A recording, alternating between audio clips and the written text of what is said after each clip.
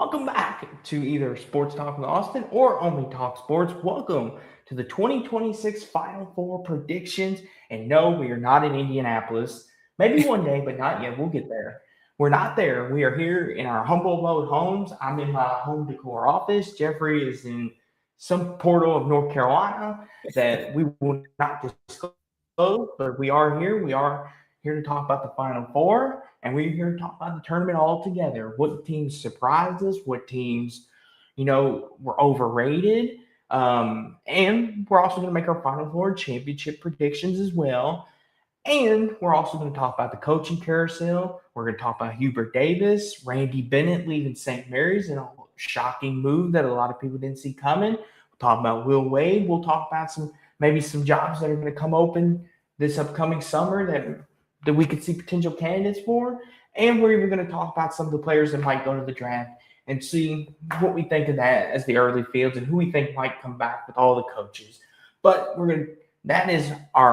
got a busy packed show tonight, and we look forward to bringing it all to you here on a Wednesday night. Jeffrey, how are you, my friend? It's sad that the tournament's almost over, but we've got two more games left. Well, three, technically. The two Final Four championship games. But how are you?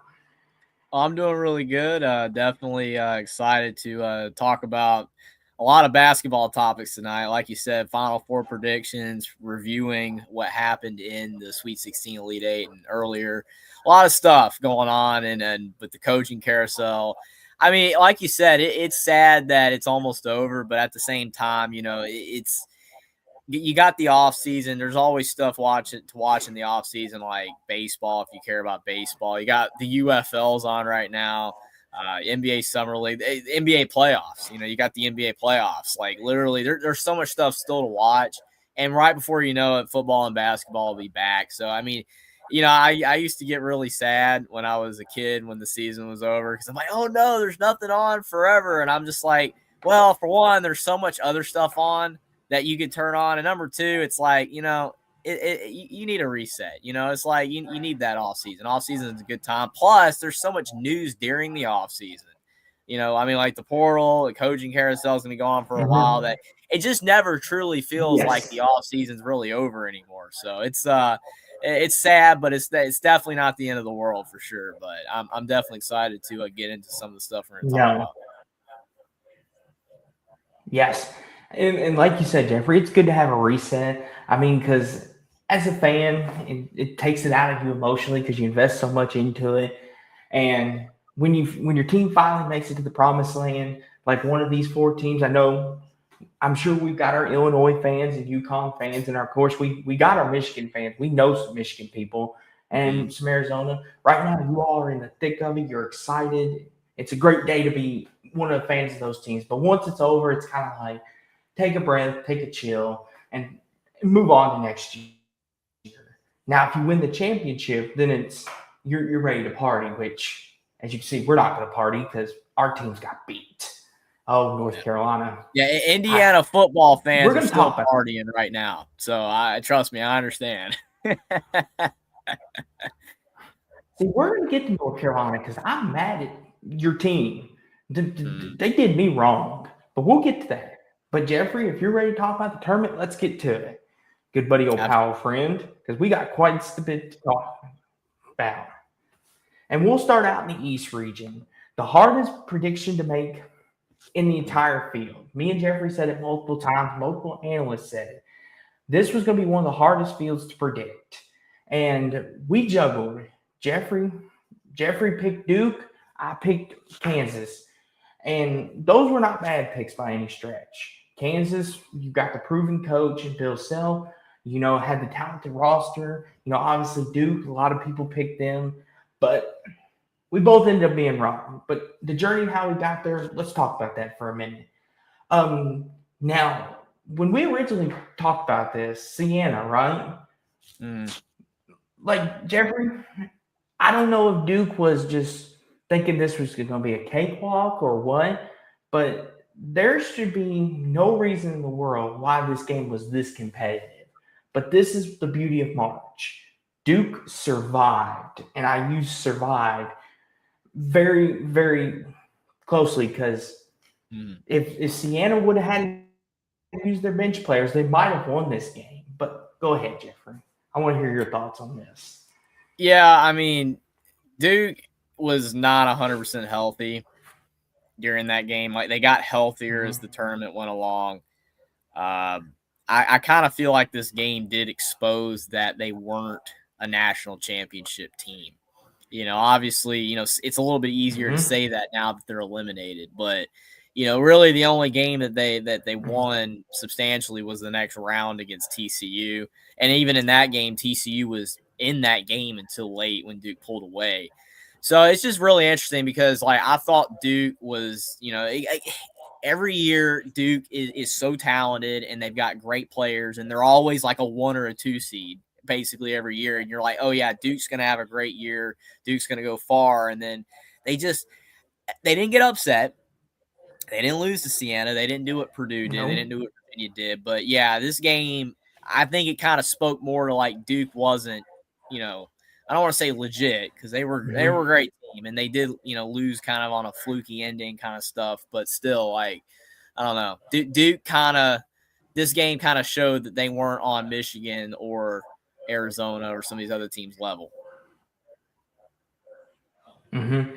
And I think with this too, for me, Jeffrey, I didn't watch any of this game until like the last 8 minutes because I was like, oh, Duke's gonna run away with this. This like not waste your time on this. And I flip it over with like 8 minutes to go and Siena's leading. And I'm like, okay, what happened? Did someone get injured and a momentum shift? And Siena was just playing better and playing harder. That's the thing, Jeffrey. And a lot of people don't realize this, but in basketball, momentum is a serious thing. Like Mm-hmm. when a team like Siena gets confident and they feel like, oh, okay, we can hang with them, and you start hitting some shots, you can be like, okay, we can hang around. And Siena, they had a legit chance to win this game. They really did. But like you said though, Jeffrey, them not being healthy didn't help any causes, but it definitely showed that there was a lot more weaknesses than we realized. And once again, as much as I don't like to say it, and as much, Jeffrey, as we are ACC people, that just goes to show that the ACC conference is not what it used to be either, where they can challenge Duke. But good win for Duke. They survived. Jeffrey, we made a smart decision picking TCU over Ohio State. We did good there. What do you Yeah, think absolutely. about this I game mean, here? this game was close, and it really could have gone either way. Obviously, if Ohio State wins, we're singing a different tune. But I mean, you just look historically, like the last 5 or 6, 7 tournaments, Ohio State Mhm, loses early every time. Typically when that mhm, occurs, you kind of just start picking against that team. You don't pick them to go far. TCU had the more veteran coach, more experienced coach. The Big 12 was a great conference this year. So was Big 10. I mean, like, Big 10 probably was the best conference. They've been the best performing and even could win a natty for the first time since 2000. That's to be determined. But I don't know. It was a coin flip game, but just in a coin flip game like this, I had to go with the experienced coach, seemingly more mhm, trustworthy team, and TCU did get it done, even though it was really close. mhm. Yeah, TCU got it done. And I remember, Jeffrey, this was one of them we kind of flip flopped on. Me and you both kind of were like, okay, Ohio State, Bruce Thornton, they've had some big time moments this year. But we kind of, like you said, the experience of being in the Big 12 and how loaded that conference is with talent and depth team wise, we were like, TCU, I think, is just a little bit better. And like you said, Jeffrey, I think it goes to show, Jeffrey, sometimes, like you said, the teams at the bottom aren't always as bad as we think they are. Like on paper, like a lot of people didn't give TCU a lot of credit, right? Because they lost to New Orleans, and a lot of people thought, oh, they're going to be one of them teams in the Big 12 that is not going to be very good. And it turns out they were a tournament team, and they got all these big wins. It just goes to show a depth of a conference. Sometimes, yeah, you got your top four, but sometimes those teams at the bottom are good enough that they could pick off anybody. That they could pick off an Arizona, or they could pick off a Tech if you're in TCU's case. But like you said, the experience won out in the end. Speaking of experience, Jeffrey, St. John's cruising to victory. Did you catch any of this? There's a lot of games that I missed. I just wasn't able to watch them. Especially the later games I was able to see, but I did miss a lot of the earlier games, especially the ones on Thursday. I think this was a Thursday game, but I did not really see any of this one. It definitely wasn't close. I don't know if it was close the entire game, but or not close, but like if it was close earlier in the game and then St. John's pulled away. I don't know really what happened here, but definitely the score was not surprising. St. John's was a very good team this season. It's just the fact that I feel like they just were kind of missing, that one other like really big time player, outside of Zuby Ejiofor. Mm-hmm. Like Zuby Ejiofor was really good, and they had good players. It's just when they face Duke later on, which obviously we'll get to it later, but like they had a chance to win that game, and I still feel like they really should have won that game. I had St. John's going to the Sweet 16, and I almost picked them to beat Duke, but I went with Duke. But St. John's definitely they did what I thought they were going to do. They went on a run, and it started with this one. They played very well, obviously, in this game. And it's Rick Pitino. It's kind of hard to not predict him to make a run. He usually does. Mm-hmm. I caught a bit of this game myself. I mean, not much. St. John's just flexed their muscles. Northern Iowa never looked like they really were in the game to begin with. It was like 13-2 to start, and it was just like one of them. It was just like, okay, I can see how this is going to go. But another game, Jeffrey, Kansas wins a game that shouldn't even have been this close. I don't know how much you saw of this, Jeffrey, but Kansas was up by 20 points in this game. Like, for people that look at box scores only and think, oh, Kansas had a scare, I won't say that Cal Baptist was a bad team. They're a good team for what they are, but the box score tells a different story than what actually played out in front of our eyes. And Kansas was up like 55 to like 39 with like 7 minutes to go, I think it was. And they kind of let it go. And I'm like, and they started missing shots, turning the ball over. And that's what kills teams in this tournament. We'll talk about North Carolina here in a minute. But Carolina, they had the same thing happen to them, and they ended up on the wrong side of the coin. We'll talk about that in just a minute. But, Jeffrey, how much of this game did you see, if any at all? I don't think I saw much of this one either. I do know that Kansas, like you said, it was never a game that they were like in danger of losing. It just, it's just kind of, they didn't flex their muscle and blow them out, which I don't know if that speaks more toward, Cal Baptist, effort to try to win, or Kansas just laxing up. I never was impressed with Kansas this year. And, some teams that don't impress make runs. Iowa is a perfect example. I was not impressed with Iowa at all this season, and they did really good in the tournament. So it's not always the case, but Kansas just never impressed me. Whether they had Peterson or not, just didn't look like a good team to me per Kansas. They were still a good team. They still had good players, and they didn't do horrible. They won their first game, lost competitively in the round of 32. So it's not like it was a terrible year, but for Kansas standards, they weren't good at all, because we know Kansas' standard. Their standard is Final Fours and natties like all the other blue bloods. So, yeah, it's just when you take a team like Kansas, your perspective on them is a lot different than like in Illinois, or a team that doesn't normally make deep runs as much. So, yeah, it's not like Kansas was terrible, but I wasn't like overly impressed with them like I usually am, and that definitely proved to be the case. And we'll get to it here in a minute, but they should have won that St. John's game. They really should have. We'll talk about that in a minute. But as you see the theme here, there's a lot of good to great games in this year's tournament. But Jeffrey, how about them boys from the Ville? We got a tournament win, year 2 under Pat Kelsey, baby. Woo-hoo.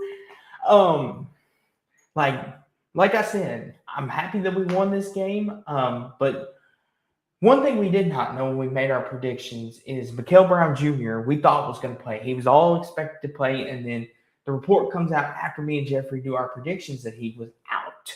and he probably would have been out maybe till the Elite Eight if we had made it. Sweet 16 Elite Eight, I think is what they said. And they still won this game, and I give them a lot of credit for that. Like, a lot of people were picking South Florida anyway.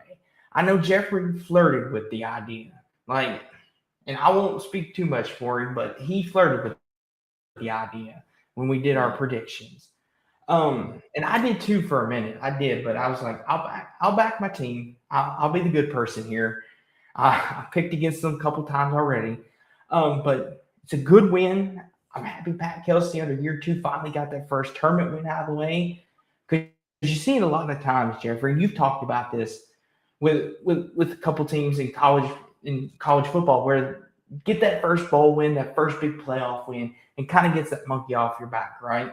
And like for Pat Kelsey, it's like good in year 2, he got it off his back. Now we can move forward. We don't have to say, well, is he going to win a tournament game? We can now say, okay, he can win a tournament game.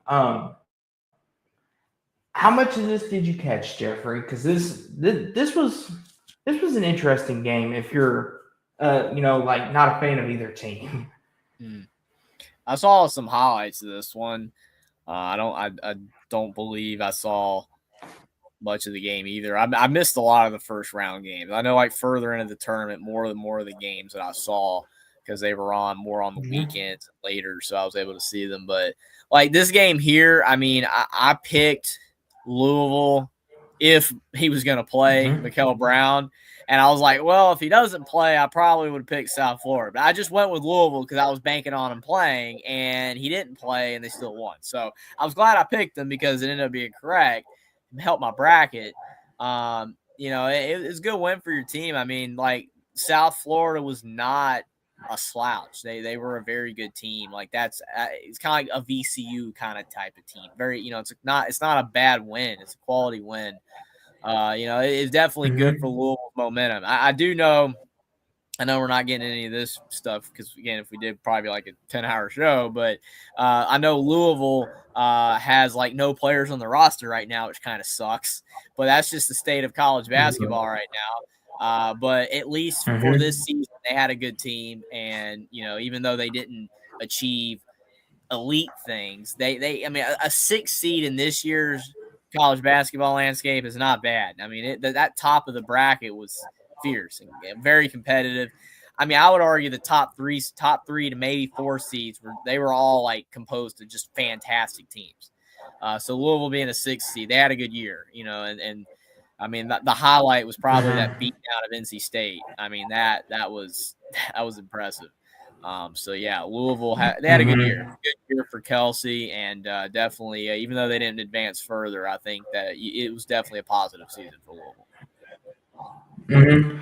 And Michigan State, Tom Izzo, the old veteran coach, still getting it done. Jeffrey, another year, another first round win for Izzo. And Jeffrey, I mean, Michigan State, I know we both talked about this on our preview show, but we thought maybe Michigan State could make a run at the thing. Like you said, you can make an argument for the top 5 teams out in the East region to make a run at it. And Michigan State, we'll talk about the UConn game, but they could have won that game. But any thoughts on Tom Izzo getting another tournament win? The old folks still getting it done. Yeah, I've a lot of discourse around Michigan State right now is that, like, oh, well, Tom Izzo only won in 2000 and he hasn't won another title. So why is March all about Izzo? The reason why is like, he's consistent. Michigan State, they don't miss the tournament. He's always getting them there, even when he's had down teams, even when he's not had kind of lackluster rosters. He still finds a way to get Michigan State in the tournament, and they make noise. They do stuff. There's not a lot of round of 64 appearances, and that's it. It's a lot of Sweet 16s, Elite 8s, round of 32s, Final Fours. I mean, that should be pretty obvious why Michigan State and Izzo are held in such high regard. I don't really know why we're having to debate that, but that's just the way the internet is. Everybody's got to debate everything. Izzo it's not debatable. He's one of the better head coaches of all time. He's not the best. He's not number 1, but he's really high up there at a program too that's not a blue blood. Michigan State's only thought of kind of in the blue blood conversation because of Izzo. They're on that fringe, kind of like with a Louisville or Villanova in that realm. And that's great. So, I mean, yeah, like it was another good tournament for Michigan State. And it started out with this game, North Dakota State. I wouldn't say it was a trendy pick, but, their team has been there before. People thought they maybe had a shot, and Michigan State squashed that. They're like, no, they beat them down pretty good. I did see this game, though. But Izzo got Oh, go ahead. Sorry. Oh, you're good. You're good, Jeffrey. Go for it. I'm just scrolling down.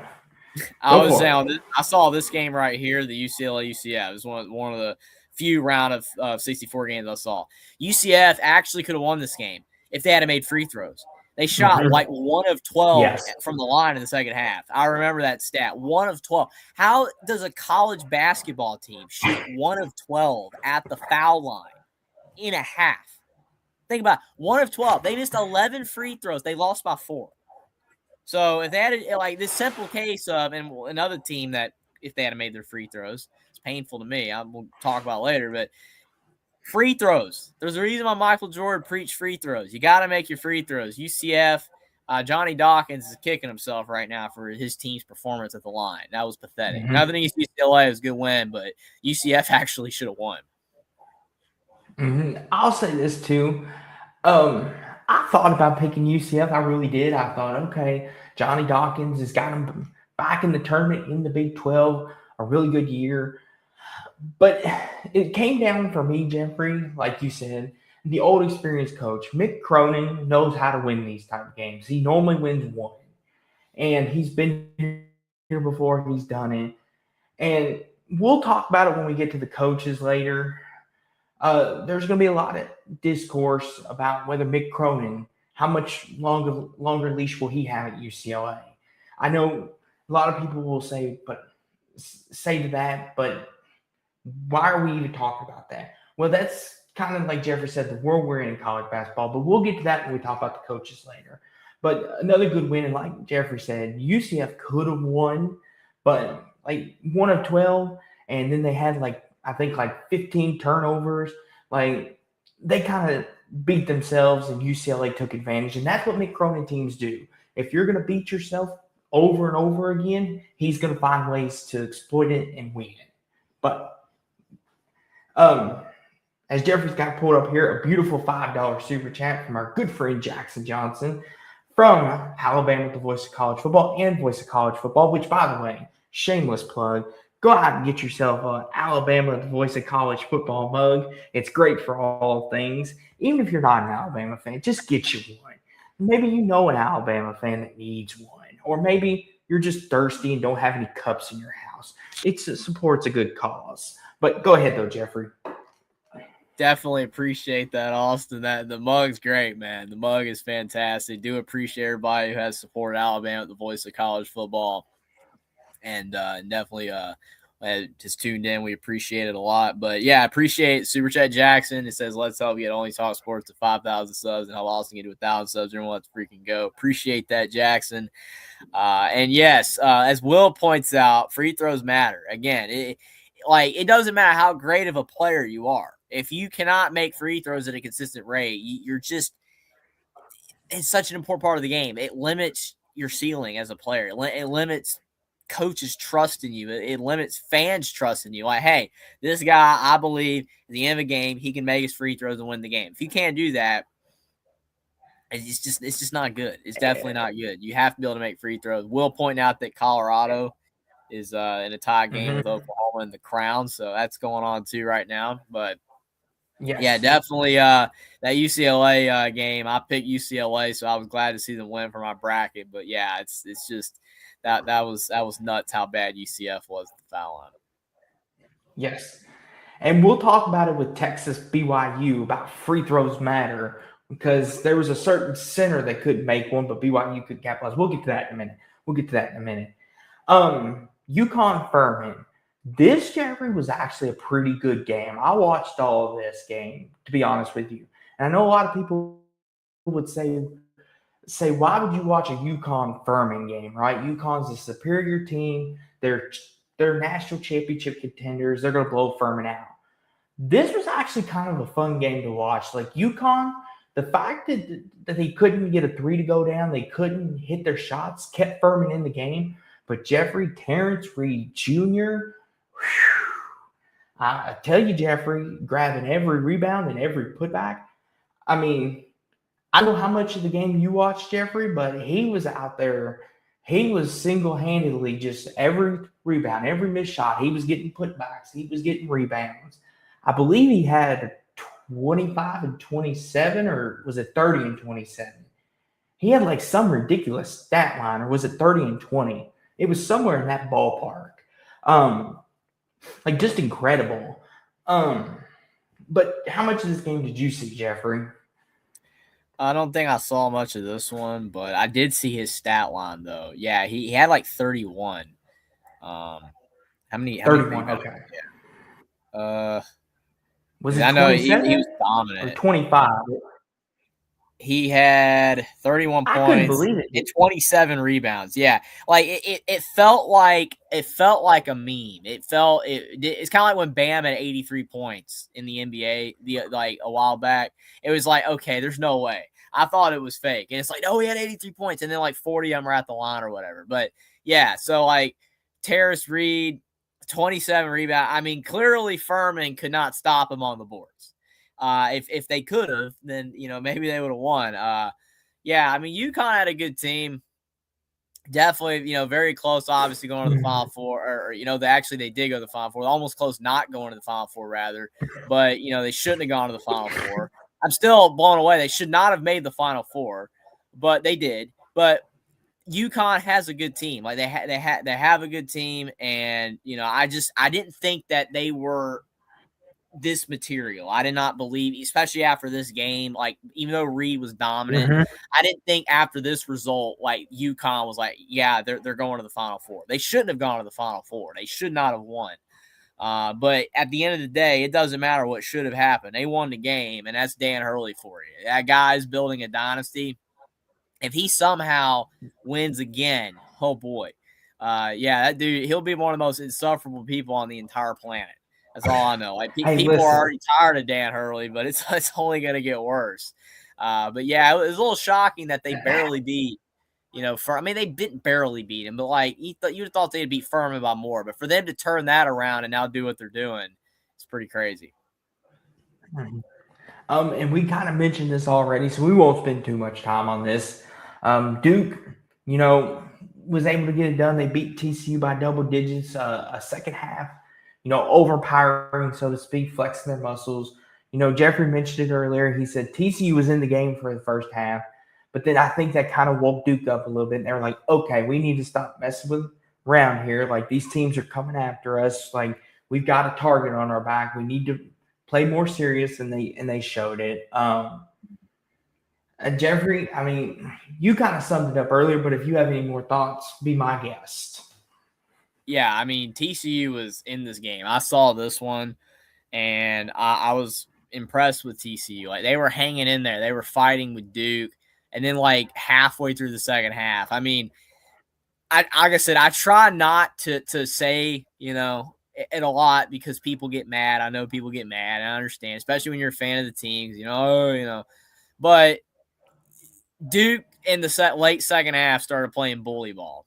They were like, all right, we're tired of TCU. They started playing bully ball, and they went to the line like every single trip down the stretch. And it's like that kind of ended TCU's chances in the game because TCU just couldn't bang with them, and they weren't getting to the line. Duke just they flexed their muscle late. Like it was a close game until Duke just decided to take over. So it is what it is for the Horned Frogs. Yes. I thought they really tried.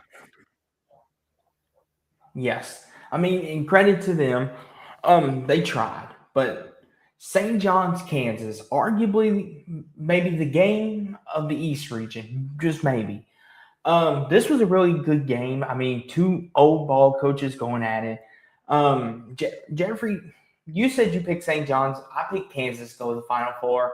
And this was a really good game. But the key thing I want to point out here, Jeffrey, is what do you think about fouling all those times like Kansas did? Do you think that's smart? when you've got like 3 or 4 to give and you just keep fouling because you want to make them take the time off so they don't have much time left. But in turn, it gave them another chance to draw up another good play, and they were able to get the layup and win it on a walk-off. Like, what do you think about those kind of things, Jeffrey? I'm curious to pick your brain about that. It's an interesting predicament because a lot of times, especially in modern day college basketball, you're not even in a position to have fouls to give. A lot of teams, they already burn all their fouls and they're in the double bonus by the end of the game. So it's a scenario that you don't see happen that frequently anymore. But when it does happen, the problem is that, you go to foul and you can screw up for one because the dude could try, shoot the ball. And then it's like, oh, now it's a shooting foul. So you have that risk.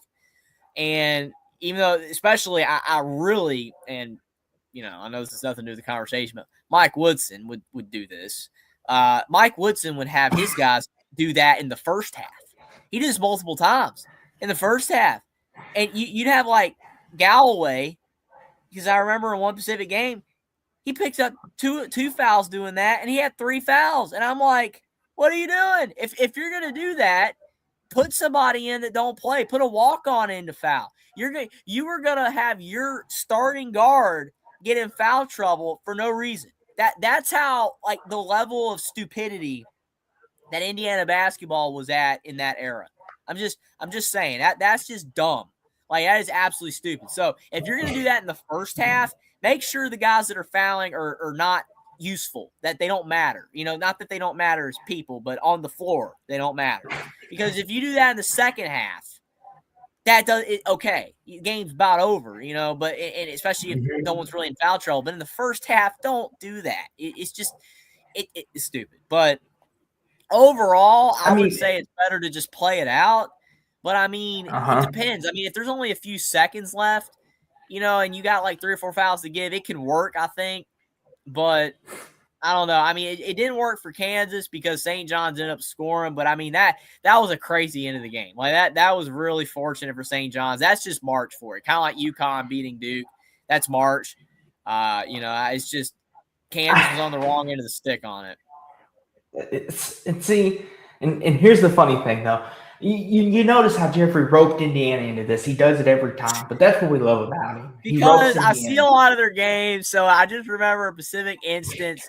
When I'm bringing up Indiana, it's mostly negative, and they've done something wrong. Now with Signetti, it's good, but when it was basketball, it's bad because they don't do anything good.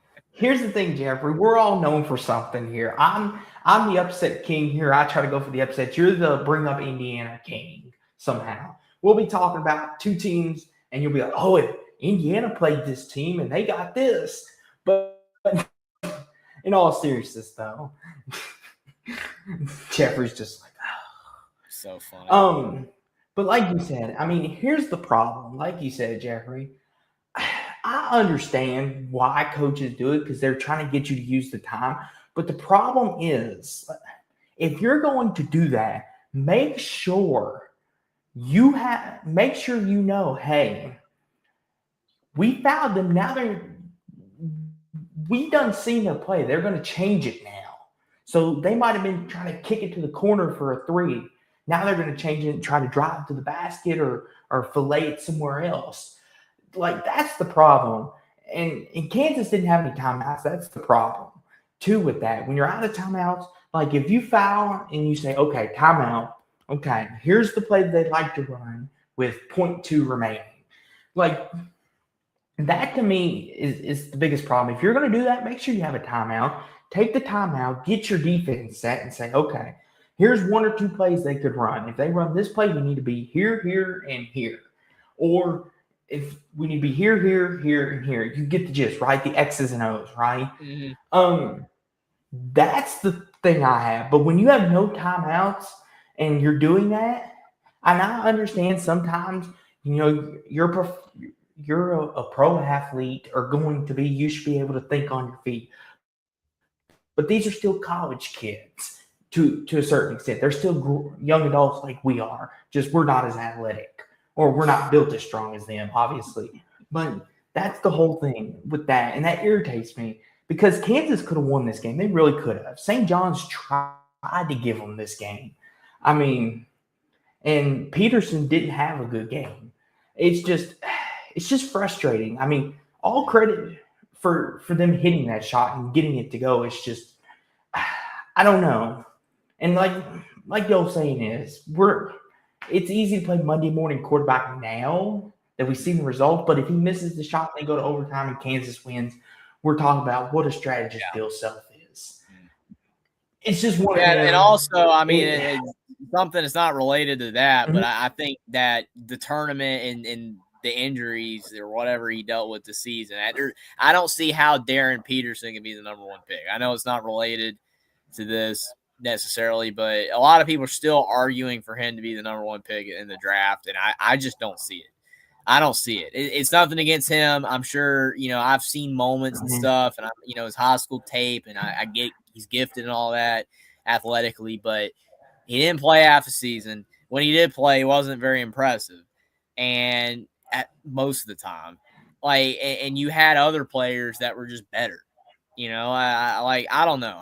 To me, I don't think Peterson is this clear cut number one like we've had in other years where it was Zion Williamson or even Anthony Davis or whatever. There just isn't that type of. He's not that type of guy. If he wasn't injured, maybe it would have been different. But I think DeBonsa or heck, even Acuff, I understand Acuff's a shorter guard, but that dude was dominant down the stretch. I just don't think Peterson should be the number one pick. But if he is, he is. That's just my opinion. But he really kind of sunk Kansas' ceiling this year since he didn't have as good of a year as he was supposed to have. Yes, but I mean, good win for Rick Pitino. First Sweet 16 in I think since 1990. They said it was 1999. I think it's what they said. I'm trying to think. Yeah, I think it's 1990 is what both they said. Both St. John's and Iowa went to their first Sweet 16 since 99. It's ironic. Yes. And speaking of the Sweet 16, Duke, yeah, it was 99. Okay. I said 90 first, and I was like, no, 99. But Duke St. John's in the Sweet 16. Like you said, Jeffrey, you referenced this game earlier, so I'll let you have the floor to start. I know you probably saw this game. And a lot of people probably saw it. But go ahead. Yeah, I did see this game. It was a really, really good game. And St. John's, kind of like the TCU game. Again, just point it out as I see it. But St. John's had a really good shot to win this game. They outplayed Duke for a lot of the game. They were leading in a lot of the game. And then late in the game, Duke started bully balling, getting in the lane, getting fouled, and Boozer was hitting his free throws, and that changed the game. I mean, it's flat out. I know fans don't want to hear it, but it's just the way that it is. I mean, if you are allowed to play a physical brand of basketball and get inside at will, because I mean, it's just strange because Duke in the beginning portions of the game, I've noticed so many games in March Madness for them where in the first half they're playing at the other team's speed, just playing regular basketball, not being too physical, whatever. And then late in the game, like around the 9 to 10 minute mark of the second half, it just the script completely flips, and then Duke's just like I said, it's almost like they're going WWE on the other team. And again, you have to watch the game to understand what I mean. It's just if you watch the games, then I don't feel like I'm crazy. I'm not saying Duke's not good or that Duke didn't deserve to win. It's just like I said, it's just that part of the game in the second half where just like Duke's just getting everything. Everything's going their way, and it's over. Because St. John's, I really felt St. John's was the better team in this game. They outplayed Duke to me overall, but they didn't win. And it's just, I mean, I think even via Ohio State, appreciate your being here via Ohio State. I also got Bean in the chat and Moose as well. Appreciate you all for being here. But he says, I think if St. John's beats Duke, St. John's would have beaten UConn again. That's fair. I mean, that's absolutely fair. I think St. John's is a really good team. It's unfortunate for them. They fell short. But, yeah, and Caleb Foster returned in this game. That's another thing. He had 11 points in the second half for Duke. If he doesn't play, Duke loses. So, it was very unfortunate for Mhm. St. John's that he returned when he did. And I mean, like you said, Jeffrey, like you said, and I know like a lot, like it's gonna sound, like we're anti Duke because we're North Carolina and Louisville fans. But if you watch Duke basketball, like the first half, they're kind of just like they're not as aggressive, but the second half, like Jeffrey said, they like to do a little wrestling with you, so to speak. Like they do a WWE, and they bully ball you. And to their credit, if they keep getting away with it, then why stop doing it? I mean, and they were just the more physical team. And that's the thing too, Jeffrey. If you were to tell me, if you were saying, what would St. John's have the edge over Duke in? I would say physicality, because all Rick Pitino teams are physicality and play great on defense. Even dating back to his days when he was here in Louisville, and in Providence and Kentucky. Like those teams always play defense. That's his calling card: defense, mental toughness, and physicality. And Duke just in that second half just out physical them, outplayed them, and and Duke was able to win, which is a good win for a great win for Duke, and for St. John's. I mean, like you said, like the Ohio State said, if St. John's and UConn were to match up for a fourth time, I believe it would have been. St. John's probably would have won again, but you never know. But Duke's going to the Elite Eight out east. Now down here towards the bottom to the other Sweet 16s, Michigan State and Tom Izzo getting it done against my boys in Louisville. I kind of seen the writing on the wall. I would have loved to beat Michigan State and played for a Sweet 16 in year two of Pat Kelsey. But I try to be a realist about it. I try not to be one of these that after one game and go, oh, we're going to win it all. I try to be real about it. And I picked Michigan State in my bracket to win, and they were just the better team. Colin Carr and Jeremiah Fears Jr. both played really two great games between the guards, and they were more physical than us. And we got a lot of things we can work on in the off season. We need to get more physical. We need to get a little more toughness about us. But this is a good learning experience. Jeffrey, the floor is yours, good buddy. Take it away. Yeah, I mean, this was a solid enough game. It wasn't bad. Like it wasn't like a great game. It wasn't one of the more competitive games of March Madness. It wasn't a classic. It wasn't like a Nebraska Vandy or a UConn Duke or anything. But it also wasn't bad either. I feel like this game was always like Louisville was semi in reach. They were hanging around. They tried to, stay competitive, but not Louisville had a good year. You're playing Michigan State. You're playing the stalwart Izzo. The Mm-hmm. guy that, like I said, is some of the most consistent deep runs in college basketball history. Like Louisville just was kind of a little bit outmatched here, just a bit. Mm-hmm. They hung around though. Like credit to them for not folding and getting blown off the court or anything. But I knew by like mid second half, I'm like, they're not winning this game. Louisville is no shot because they were not going on any type of run. They just kind of kept hanging around that 9 to 12 range. They were down consistent. Michigan State just kept them at arm's length. Whenever Louisville hit a shot or two, Michigan State would counter. So it was just one of those type of games. Mm-hmm. And like I said, like you try to be a realist. Like the old saying is, we all have bias in us. Like Jeffrey's got bias, I've got bias, Jackson's got bias. We all got bias in us. But that's Caden has bias. I wasn't gonna say that, but okay, Jeffrey took it there. I was just going to use us three for example, but he's starting to say some stuff in chat again, so it's like, okay, it's kind of fair game. Okay, but sometimes you have to be a realist to be like, okay, this is not our day, and it wasn't, but it's a good learning experience. I think we'll learn from it, and we had a really good year. We beat Miami in Coral Gables, which is a really good win. We had a couple marquee wins this year. So all in all, I think it's a really good year. And like you said, you playing Tom Izzo. There's no shame in losing Tom Izzo in March. like one of the greatest coaches to ever coach the sport. Like, I'm not upset with losing to Michigan State. UConn, UCLA, Jeffrey, the other round of 32 game, UConn played much better this game. And about the 10-minute mark in the second half, they really turned it on and they started hitting shots. Alex Karaban came alive late, and Terrence Reed Jr. continued his dominant game. UConn flexing their muscles a little bit, and finally, and Mick Cronin's teams kind of the California boys kind of get a little push around on them, and it kind of showed them that they need a little more physicality to them.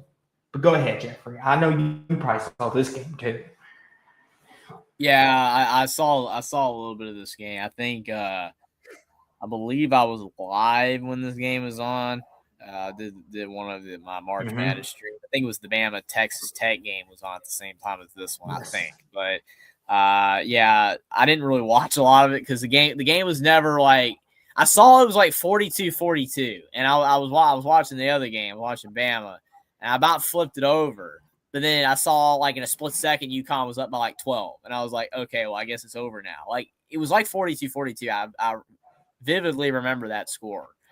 It's just UCLA, it kind of seemed like with Duke, TCU, some of these other games where the underdog was hanging around and then they just ran out of gas. Like UCLA just couldn't hang with UConn for a full 40. That's kind of what happened. Mm-hmm. I mean, and like that's the thing too, like you said, Michigan State, UConn in the Sweet 16, winner goes to play Duke, right? And it'd be a great matchup either way, right? This is kind of one of the funny games, Jeffrey, where on paper you're like, oh, this is going to be great. This is going to be a 20-minute game.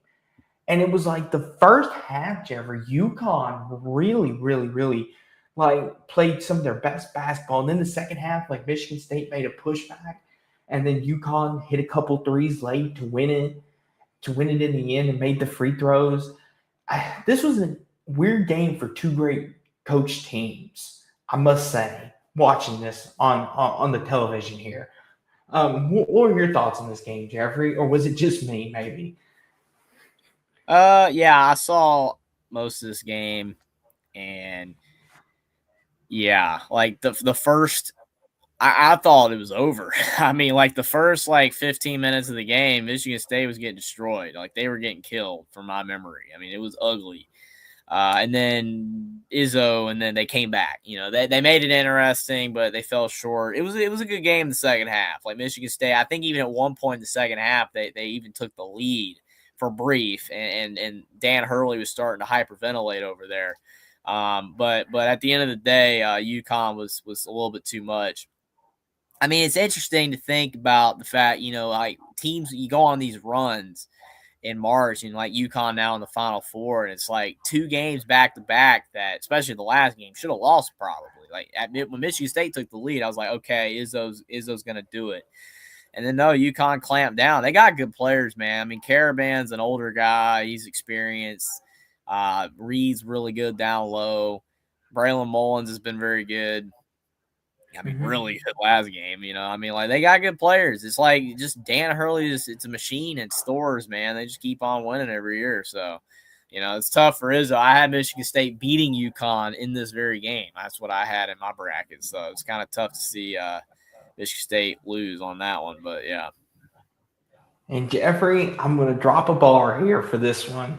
The Indiana kid sends UConn to Indianapolis. Yeah, Mullins was with Woodson. He had a nice picture with Woodson a couple years ago. It's like, oh yeah, he might go to Indiana. Well, I see why he didn't go to Indiana, because look where Indiana is and look where UConn is. It's like, okay, well, whatever. Isn't that poetic, though, Jeffrey? Good for Mullins. It's good for Mullins. Incredible shot. But all I know is I hate to be Caden Boozer right now. That's all I know. I mean, here's the thing, Jeffrey. Isn't that something? The kid from Indiana is the one that gets to send his team to Indianapolis to play for a chance to play for the national championship. You can't ask for more than that. Like, that's the stuff you dream of in your backyard. Like, I know you watched this game, Jeffrey. I'll let you take it away first, because you still had Duke in your bracket. At this point, I was just rooting for anyone but Duke. But go ahead. Yeah, I had Duke making the Final Four, which I was starting to be a little shaky on Duke after, the St. John's performance and even the Siena performance. But, I mean, I wasn't changing my bracket. I didn't do a second I didn't do a secondary bracket or not. I just kept my bracket. So I kept, trusting in Duke to go all the way. But, man, I mean, it's still, like, whether I wanted Duke to win or not, or UConn to win, again, I didn't really want either to win, but that doesn't matter. I thought Duke was in great shape. They were winning the whole game. It looked like they were going to win, and then they just started screwing up. I mean, they started turning the ball over. They started making critical errors. I mean, they were up by double digits. They were up by like 15. I mean, it's absolutely crazy how they collapsed. And, missed free throws, turnovers, and like Caden Boozer, yeah, he blew it, but there were other mistakes made. There were other players that were equally responsible for that. I mean, literally his brother, Cameron, turned it over 2 possessions earlier. So it's not like Caden Boozer is the only one screwed up. Yeah, being 100%, Duke choked, absolutely choked, but the entire team choked. Okay, not just Caden Boozer. I'm more when it comes to Duke. I think I just like for Caden Boozer's sake. I know he's not watching this show, and he shouldn't be watching anything. I agree with the Ohio State. He should be on the internet right now reading anything to do with Duke or himself because it's ugly. But he is not the sole responsibility for that. He is not the only one that blew the game. And I mean, you got to realize like. There were 2 Duke players. If you saw the play, there were 2 Duke players all the way up, just wide open down the court. They were wide open down the court, and he decided, hey, I'm going to pass it to one of them. If those guys weren't waving and all that, he might have held the ball, but they were right there calling for the ball, and he passed it, and the UConn guy deflected it. Got the Mullins game. Game's over. Rest is history. But, like I said, Duke choked, but it wasn't just Caden Boozer. It's not that Caden Boozer choked. The entire Duke choked. And that's what should be remembered from the game instead of all the blame being placed on Caden Boozer. And think about it, Duke fans. You could just look at it that it's a reversal of Leitner. It happens. You got Leitner. Here's the thing, Jeffrey. I know we still got these other brackets to go through here, but that's the cruel irony of March, Jeffrey. We love it as fans, for the, as they say, the cruel irony of March, the dark side of March, right? UConn, they're in adulation, right? They're like, we did it. We're going back to the Final Four after getting beat by Florida last year. We're finally back to the promised land. And like, everything's happy. Parents are crying. That's the beautiful thing about March. You get to see your dream live on another. You get a chance to play for what is the ultimate prize of this sport, a national championship. But when you're Duke and you've got greatness on the cusp of your fingertips and you let it go, that's all it's going to remember. And like you said, Jeffrey, it's one play that people are going to remember for the rest of their lives. It don't matter what else happened. Like you said, Jeffrey, what does everyone remember about North Carolina Villanova the most? Sorry to bring this up, Jeffrey. What does everyone remember the most? Chris Jenkins shot at the 3, and then Chris Jenkins hitting the 3. Exactly. They don't care how we got there. They care about what happened and what's in the history books. And like you said, it's not just one player's fault. Duke had many chances to win this game. Many, many, many. But they refused to put UConn down when they had the chance. And that's their fault. And UConn took advantage. And listen, Braylon Mullins, that's a shot that most coaches will tell you, do not take that. No, but he took it and made it nothing but net. And if he had missed that shot, we'd be talking about reverse. Be like, why would you take that shot? Why not drive in or get a little closer? It's one of them. It's a catch-22 type thing, Jeffrey. It's just it's the dark side of March, the agony of defeat and the thrill of victory. That's the best way to put it. That's what makes this tournament one of the greatest things in North American history. That right there. This is a perfect example. If someone asks, what's March Madness? Show them this game. This is a perfect example. Yeah, show them Leitner, But show them Keith Smart, 1987, show them this game here, show them Chris Jenkins. I mean, show them Luke May beating Kentucky. I mean, like literally, there's so many games, so many classic games, man. Like, just that March Madness is the best tournament. It's the best postseason. yes, No doubt about it. But we're on to the West bracket, and this is when Jeffrey can be a little more. He got it because when he originally picked Arizona, spoiler alert, I looked at him like, Arizona, Jeffrey. Do you realize they have a track record of blowing it, right? And he's like, I think this is the year. And I remember you told me that, Jeffrey. You said, I think this is the year. This is the team to do it. And boy, howdy, we'll talk about it. This was the team to do it. I don't know if you watched their first game against Long Island, but as you can see, domination. Any thoughts, Jeffrey? I didn't have to on see this it. game. They blew them out. This one and Florida over Prairie View were both not as bad as Prairie View because Florida just the way Florida won that game and it made you thought they were going all the way. But like Arizona destroyed Long Island, just nothing to really say. Exactly. Utah State beats Villanova, and Jeffrey, we kind of flipped on this one. Like, we both picked Utah State, but we thought about picking Villanova, but I'm glad we picked the Mountain West champs. All the nonsense won. Utah State just played better. I never thought Villanova was in this game, to be honest with you. I was like, Utah State's going to win this game. I just feel like they're going to win it. And they did. Yeah, I was shocked that all the non-seeds won. Like I know that they're flip-flop games. Like all the 8 seeds would win, and no one would really say anything. All the non-seed went, well, but it's just like the 8 seeds didn't do good overall. Like Clemson, they haven't gotten to them. Clemson sucked. Villanova wasn't very good. TCU Ohio State was the good one. I forgot the other one as of right now. But like the again, just in general, the 8 seeds were not impressive. Villanova, like you said, never had a shot in this game. And I thought it would be close. I thought this would be a close game. But I mean, Utah State played very well.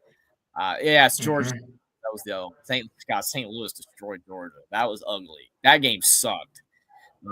This bad as that one, but yeah, Utah State, man, they made the Mountain West look good, and they, like trying to argue for another team from their league, but that was a good one. Dadgummit, Jeffrey, we bought the Badgers juice and we bought it hard. They look good. They look good, man. I mean, what happened here? Like, Jeffrey, I wish I had an answer or I would tell you, because literally, Jeffrey, I was watching Louisville, South Florida, right? I was thinking, okay, Wisconsin, High Point, you keep an eye on it, right? And I'm sitting here watching this and I'm thinking, oh my gosh, Wisconsin's doing it again. They're bullying it again.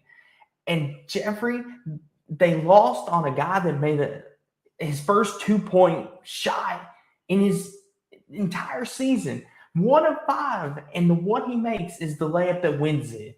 Like, how does like someone please explain to me. Wisconsin beats Michigan, Michigan State beats all these good teams, nearly beats Michigan in the Big Ten tournament, and then they lose to High Point. They beat Michigan on the road. I think they beat Michigan State on the road. They won a lot of big games this year. Like they were a team that was like on the bubble for the longest time, and then like they just won all those games and they got up to a 5 seed. I mean, I don't understand it. If you look at Greg Gard's tournament resume at Wisconsin, like he loses early, like every year. It is insane. Like Wisconsin hasn't advanced far in forever. I don't know what it is. I mean, you can chalk it up to bad luck. You can chalk it up to bad matchups. I have no idea. I mean, granted, High Point, they were a very scrappy team. I mean, look what they did in the next game. I mean, High Point was a problem. They definitely were very good, but I don't know, man. I mean, it's just like would Wisconsin have lost if they had to play like an Akron? I don't know. I think Wisconsin maybe would have won. I don't know. It might have just been that they had the toughest of the 12 seeds. I think that could have been part of it. But still, they should have won. I mean, they lost in the last second play. It's just still, it's crazy that Wisconsin was playing that well and they still lost in the first round. Like, Jeffrey, it's one of them games. Like, we won't harp on it too much, but I'm just sitting here, just like disappointed. I'm like, I thought maybe this was the year Wisconsin might have snuck some people, snuck up on some people, meaning they finally make an Elite Eight run, or get to the Final Four because they had the Killer Bees with Nick Boyd and company. And I'm just like, this might be the year. And then they go and do this. I like when that happened, Jeffrey. I was like, I wonder what Jeffrey's thinking right about now because Jeffrey, whenever we talk about Wisconsin, you always have that slight hesitation where you're like, should I pick Wisconsin? Should I trust them? I'm starting to have your trust issues, Jeffrey. Wisconsin's like that bad girlfriend. You want to love them and you want to be with them, but you have so much trust issues with them. That's what they are. They're the bad girlfriend of college basketball. Yep, that's what they are. Like, they're bad to Jeffrey. Like, Jeffrey tries to love them, tries to welcome them, and they continue to let him down. I'm over it. I'm over it. Yeah, I'm over Wisconsin too. I definitely like next year. I'm not picking them. I don't care. Okay, Jeffrey, let's talk about some Arkansas. This someone who took care of business against Hawaii. Did you catch any of this game? I definitely caught the next game. I don't think I saw much of this one. I saw Arkansas second round game, but yeah, I mean Arkansas, they were too powerful for Hawaii. I mean, they had a good team. Arkansas really came around late. Like Billy Richmond improved, Trevon Brazile was playing well, Ewan was playing well, Malik Thomas was playing well, all supporting A-Cup. If those guys had been even better, then Arkansas really could have made some noise. But I mean, they kind of also went up against a buzzsaw in the Sweet 16 too, but kind of like Alabama did. But yeah, I think Arkansas definitely showed that Calipari had a good team this year. Mm-hmm. BYU, Texas. Dude, I picked BYU, and everyone told me not to. So congratulations to everybody who told me not to pick BYU. I should have listened. And it sucked, man. And I picked BYU to go to the Final Four. Listen, I'll be the first to tell you when I've made a mistake or I try to own up to every wrong pick, and this is one of them right here. I thought with AJ DeBosa, I thought, okay, they've arguably got the best player in basketball today. I was like, they've got enough around him. I'm like, they'll beat the 11 seed, Texas or NC State. But Jeffrey, Texas was just more physical. They were taller. They played better. Tremont Mark and Boca Titus. Like Texas, Jeffrey Sean Miller went on another run. Like, he's known to do this from time to time. But Boca Titus missing those free throws kept BYU in the game, but just didn't have enough. And Richie Saunders being out for the year, that sucked. Like, BYU had a very talented team to go far in this thing, but injuries bit them, just like Iowa State. We'll get to that. And Texas Tech. And that's the dark side of the sport too, is the injuries. But Texas, a great win for them. Jeffrey, take it away, my friend. I absolutely agree with Will. If Saunders wasn't hurt, they could have gone on a run. I agree. I mean, BYU invested so much money into their top three guys that they just didn't have a good team around them. And then Saunders got hurt, and then it just, you just had to limit their two big guys as much as you could, and then the rest of the team you could just kind of forget about them. And that just wasn't.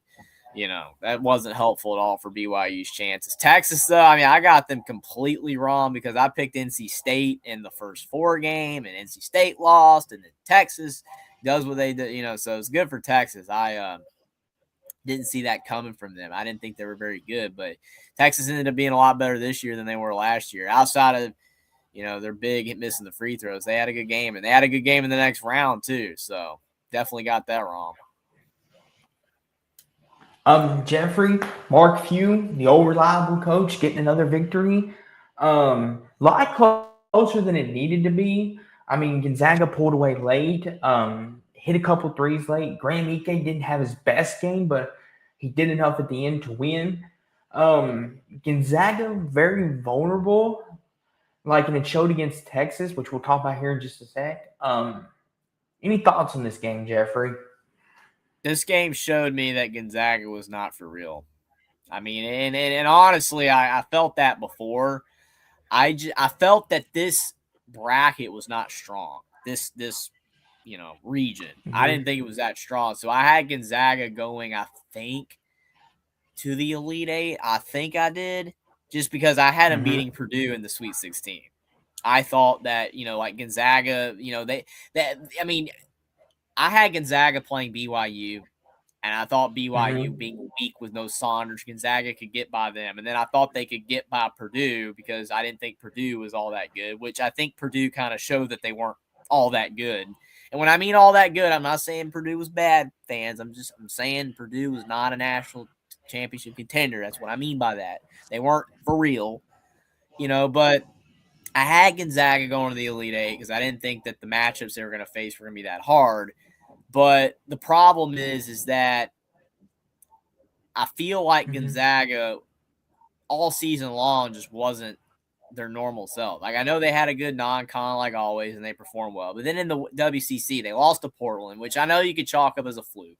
But they struggle with St. Mary's. They struggle with Santa Clara. And I know Santa Clara and St. Mary's aren't bad teams, but, I mean, St. Mary's kind of proved that they weren't legit. It was like, yeah.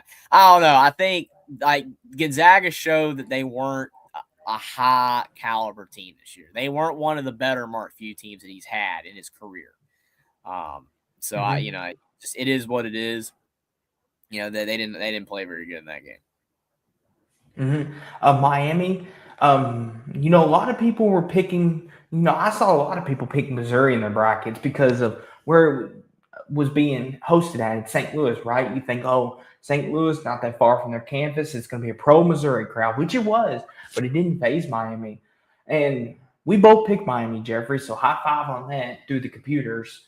But Miami's physicality, Jeffrey, I know a lot of people say the SEC's they're built on physicality. Missouri did not look like that. Miami looked like they were the bully in the schoolyard in this game with what's the guy from Indiana, Jeffrey? I can't believe I'm blanking on his name now. Renew. He was at Indiana. Malik Renew. Yeah, Malik Renew. Thank you. Blanking on his name. I don't know why I was. Malik Renew had a heck of a game. Trey Donaldson had a really good game as well. Miami was just a better team for 40 minutes, and it showed. I mean, it's just one of them. I didn't catch much of this game. I caught the second half, but I went back and watched the highlights, and I was like, oh, okay. Miami just out-physical them altogether. It wasn't just a second half thing. But I want to hear your thoughts, Jeffrey, if you watched any of this game. I saw some of it. Miami was just dominant overall. They were the way better team than Missouri. Which, I mean, I thought Missouri would do better too, considering it was basically a home game. I thought they would perform better, but I don't know. I feel like Miami was just definitely, a pretty competent team. It was a good win for the ACC. I think that Renew showcased that if he had have stayed in Indiana, they would have been in the tournament instead of Miami. I think it was that actually substantial. He was big for Miami. I mean, he had a really good season, and by far their best player. And he really, I mean, he was from Miami, really embraced that team and that, environment down there. And I was happy for him. A lot of people get mad when a player leaves, and usually I'm frustrated, but you know what? He graduated in Indiana. He wanted his last year to do a change of scenery and stuff. And I mean, he had a good year. It was good to see Miami have success, even though, sucks that Indiana couldn't replicate, Miami, year and make the tournament as well. But it was definitely a good one for Miami. Kate is coming in here with a $2 super chat. He says, drop the link, Jeffries. And I said, it's not a call-in show, Caden. And he says, I've got a few things to say to Austin. So I'm not gonna bring him on because again, we'll never get done if we do. But only if Austin wants to talk to Yes. him, which I don't believe Austin wants to talk to him. So, yeah, I mean, here's the thing. I mean, we still got a little bit to go here, and we want to talk about the coaching carousel before the night's over because neither one of us had a chance, and I'm sure Jeffrey wants to give more of his thoughts on more of the coaches and the UNC. So we'll talk about that. But Cade, we do appreciate the super chat. Don't think we don't. But tomorrow night you can call in on Jackson Jeffrey show on Alabama, the voice of college football. Time for another shameless promotion. We got to pay the bills around here. But you can call in there tomorrow. This is just me and Jeffrey. Maybe absolutely. Jeffrey will do a call-in show. If you drop $100, maybe Jeffrey will do a call-in show next week or something.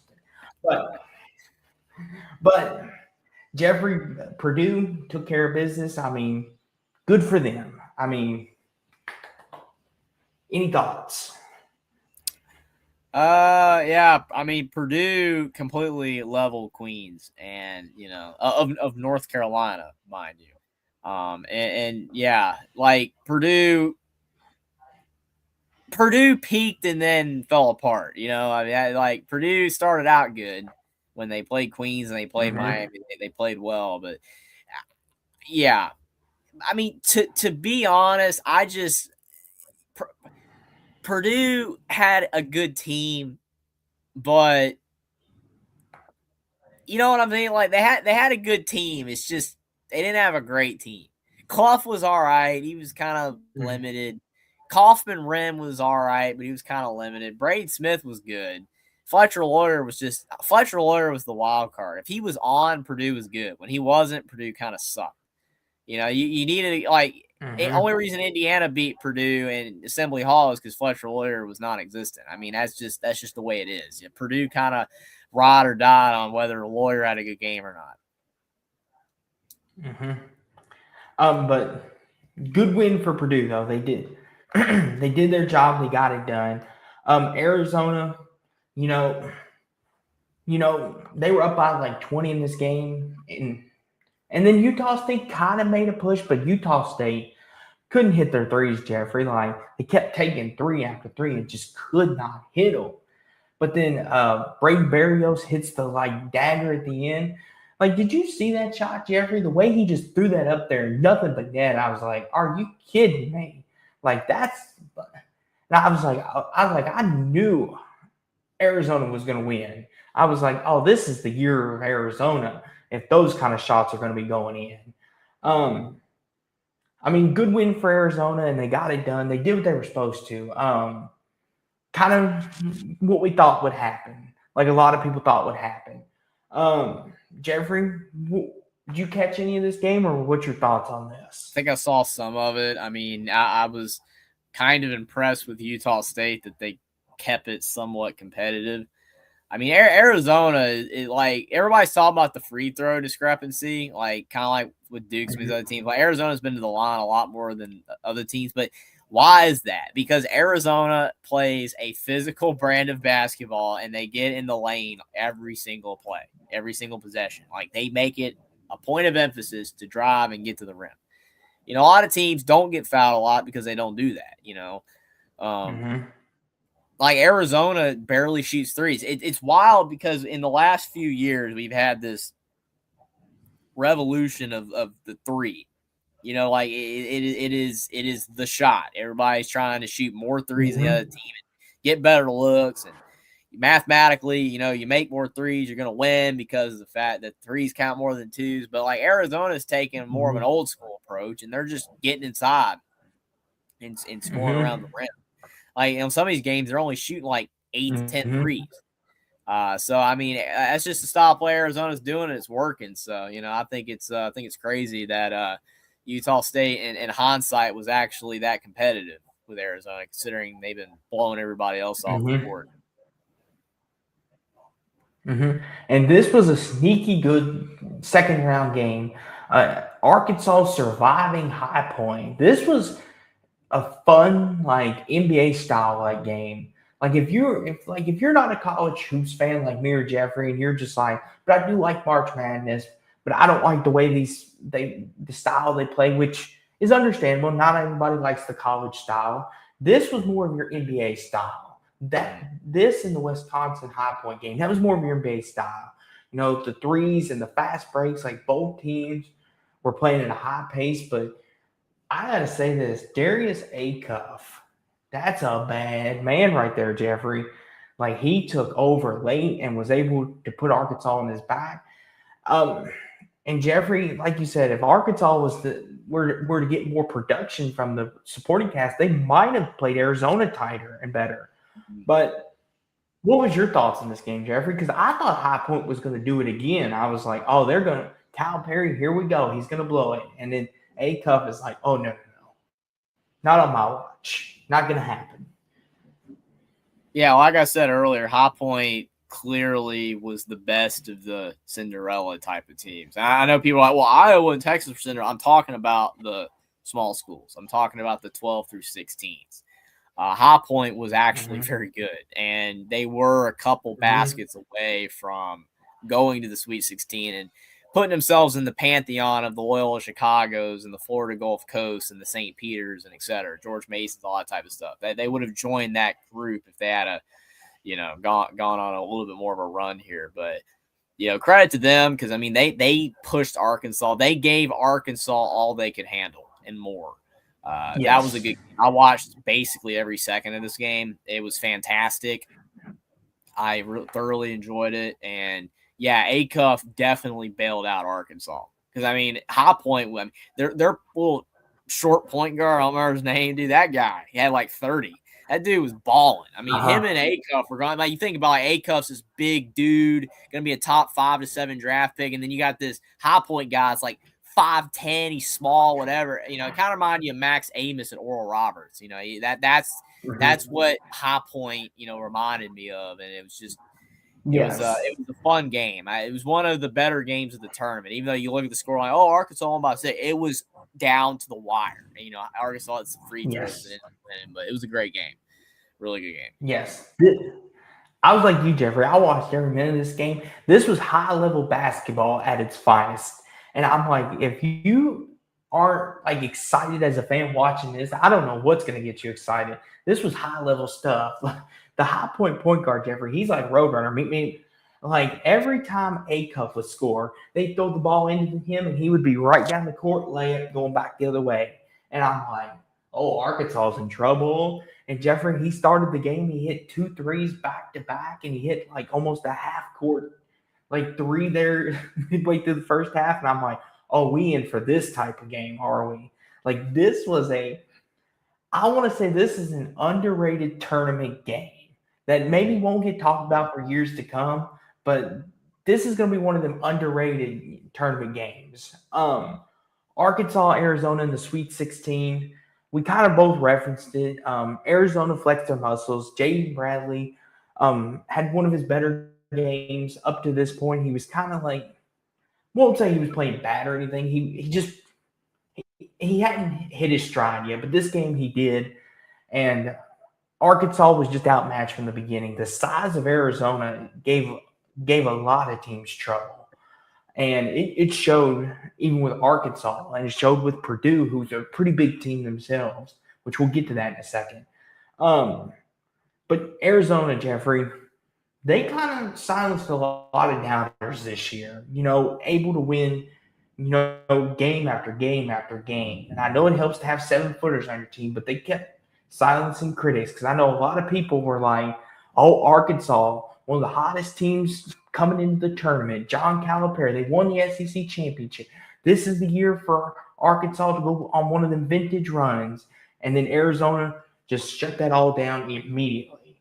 And they led from start to finish, and it never seemed like Arkansas could get a rhythm or look like they were going to be even in this game.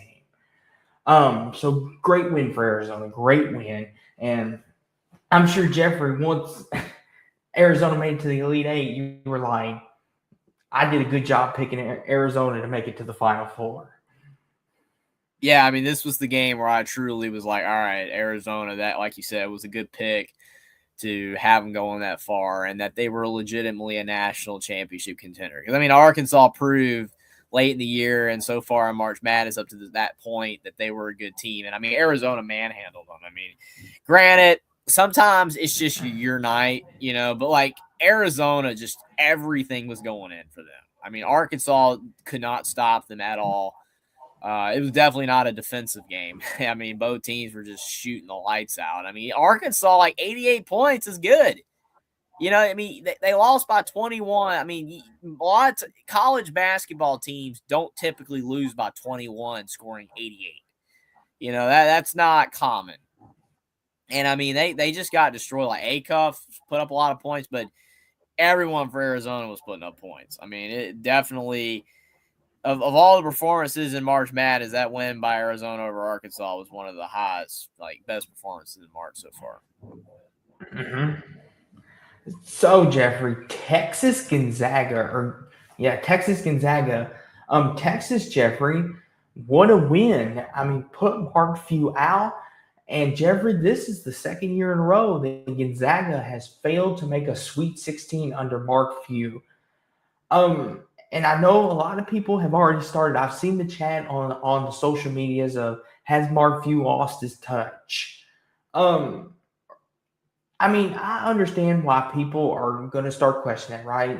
He made, I think like 23 straight Sweet 16s. It was some crazy record. And then the last 2 years, he's failed to get there, and he lost to a Texas team. Like, here's the thing. The Texas team, in my opinion, I think they were a really good team. Like Trayvon Mark, Boca Titus, they had a really good team. Sean Miller put a good team together, and they got going at the right time. It's just when you're Gonzaga, though, you're supposed to win this game. You're supposed to at least be a Sweet 16 every year, at worst. Like, that's what they've come to expect with Mark Few, and this is the second year in a row he's gotten put out. And Texas just played better and just played more together than Gonzaga. Like, I don't know if there's much more to tell than that. Like, Gonzaga just wasn't all there, whereas Texas, they wanted it more. And that just looks like what it came down to. Yeah, I agree with everything you just said. I also agree with Will here that Huff's injury hurt Zags to a lesser extent than Saunders with BYU. But, I mean, Huff was a solid player. It put all the pressure on Ike, to have to ball out. Like, I never felt that Gonzaga's guards this season were that good. Like, in the St. Mary's game, no one was stepping up. The one in Moraga that I streamed. It's just none of them, were that great. Like, Ty and Grant Foster was okay. That dude's last name was like Innocente or something, whatever his name was. And none of those dudes were very good. None of them were good. I mean, no offense, but like they weren't Nimhard. They weren't Suggs. They weren't Wilcher. They just, none of them were ballers. None of them were good. Okay. They were not vintage Mark Few guards. They were just whatever players. They were okay. They were all okay. They didn't have a guy that could get him 25, at the guard position. Like that's normally what Mark Few has. And it was just a lot of Ike. And Ike played good against Texas. He had a good game. He got in foul trouble a little bit, but he had a good game. But I mean, Texas Weaver played good. That big that missed the free throws, he had a good game. Boca Titus, or however you pronounce his name. I hate when I pronounce names wrong, but I try my best. But it's like, Texas played harder. Texas played better. And Gonzaga's guards, yet again, were just not good enough. So, yeah, I think it's not Mark Few like losing his touch or he can't coach anymore. I just don't think he had good enough guards. I mean, if he's going to make another deep run in March in the last few years of his career or whatever, he's just going to have to get better guards again. He just didn't have them this year. Mm-hmm. And that's the thing too, Jeffrey. We live in a society now where they want instant gratification. It's like, and if you have an expectation, they're like, this is what we need to meet. And if you don't meet that, we got to throw you out. Mm-hmm. And I understand, like sometimes, yes, but it's just like Mark Few is still one of the greatest coaches in history. And he's obviously, I think, the greatest coach in Gonzaga history. I don't think I'm speaking out of turn saying that. So the last couple of years have been rough. Now, if next year he goes on a big run, I think we kind of need to settle down. But if he loses in the first round or does this again, then maybe we could start the conversation. But as for now, like he played two really good teams. in Houston and Texas. Let's not be hasty and throw the baby out with the bathwater, as Jackson says. Jeffrey Purdue got it done against Miami. The bigs once again for Purdue showed up big time. And Braden Smith, all-time assist leader in college basketball history, passed that in the Queens game, but he continued to show his passing prowess in this game, made a couple nice dimes. I mean, I didn't see much of this game, but what I saw of it looked like Purdue handled business pretty well. Yeah, that sums it up. I saw some of it too. I didn't see the entire game, but Miami hung around. There were moments, it kind of felt like the Louisville Michigan State game where like Miami was hanging around and they had moments where it felt like they could cut the lead, but Purdue kind of kept them at arm's length. That was the vast majority of the game. It's a very general way of summing it up because I didn't see the entire game, but like Miami was just pretty outmatched. They tried, they hung around, but it just wasn't enough. Mm-hmm. Texas Purdue, Jeffrey. Texas this is won. a game to me. Yes, I agree. Here's the thing. And Jeffrey, I'm going to steal your thunder. Purdue got away with so many dang calls in this game. Like, listen, I'm going to say Jeffrey the despair here. Like, I know Purdue fans like to pick on Jeffrey. Bring it my way tonight because I'm about ready to do some heavy Purdue here. Like, don't get me wrong. Matt Painter's a great head coach. Braden Smith, Fletcher Lloyd, those are all great players. I have nothing against them. But Purdue got away with so many fouls. The hook and hold. What they call them Bocatitis. I understand, like, that's a dangerous position. But when Trey Kaufman-Renn is literally the one doing it and then forcing Titus into him, how is that on Bocatitis at all? How do you call that on him? If anything, that's the offensive player, and that should be going the other way. And that's what I dislike about that, Jeffrey, is they always get the defensive guy. They never call the offensive foul. They never do that. Like, and that's what drives me nuts. And that's like, and I understand, like, sometimes it's bang, bang, and the refs can't see it. But that was clear as day. They even said on the commentary, they seen it, and they were like, oh, that should have been on Kaufman-Renn, not Bocatitis. And they even had an appeal for that, Jeffrey, and they still kept the call. Yeah. It's bogus. Like, really, guys? Yeah, Will said the ref didn't even call it foul at the end of the game, talking about Kaufman-Renn late. But my thing is that I remember Nembhard at Creighton when they played San Diego State. You remember that game? Everybody remembers that game, I think. They called that foul on him with 1 second left, and it was weak. Yeah. It was weak. Yeah. And they ruined Creighton's game. They lost. So I don't want to hear that. I don't want to – it's nothing against you, Will, because I agree with you that 99% of the time the ref won't make the call, but there have been times that they have.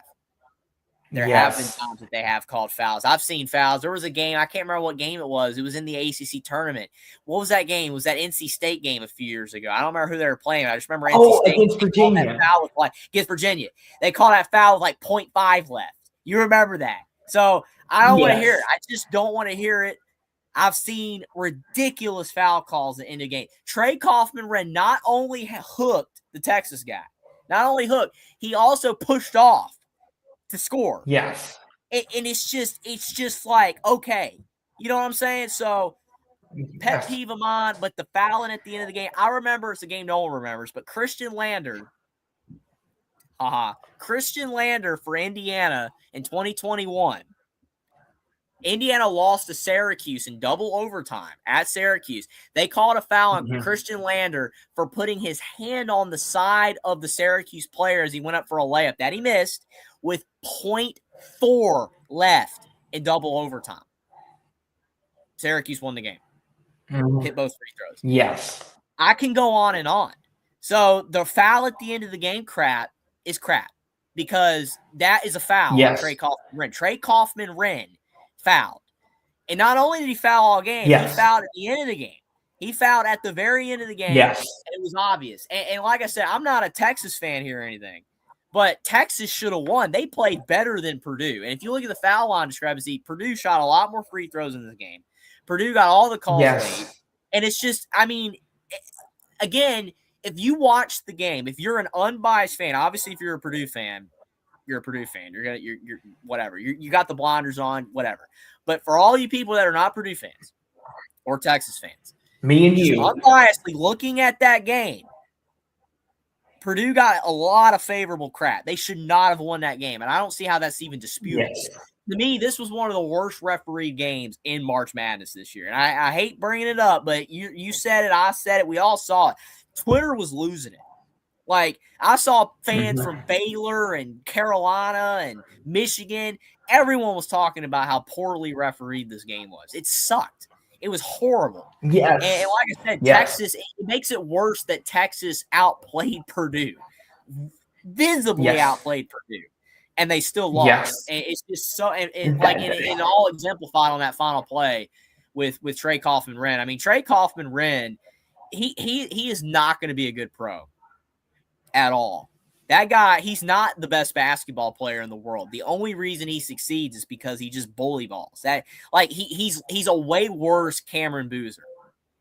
I mean, because they're very similar players. Cameron Boozer's just a better player, but see, I mean, this was a terrible game for referees. Terrible. And see, here's the thing that would chafe my lips, right? I'm like you, Jeffrey.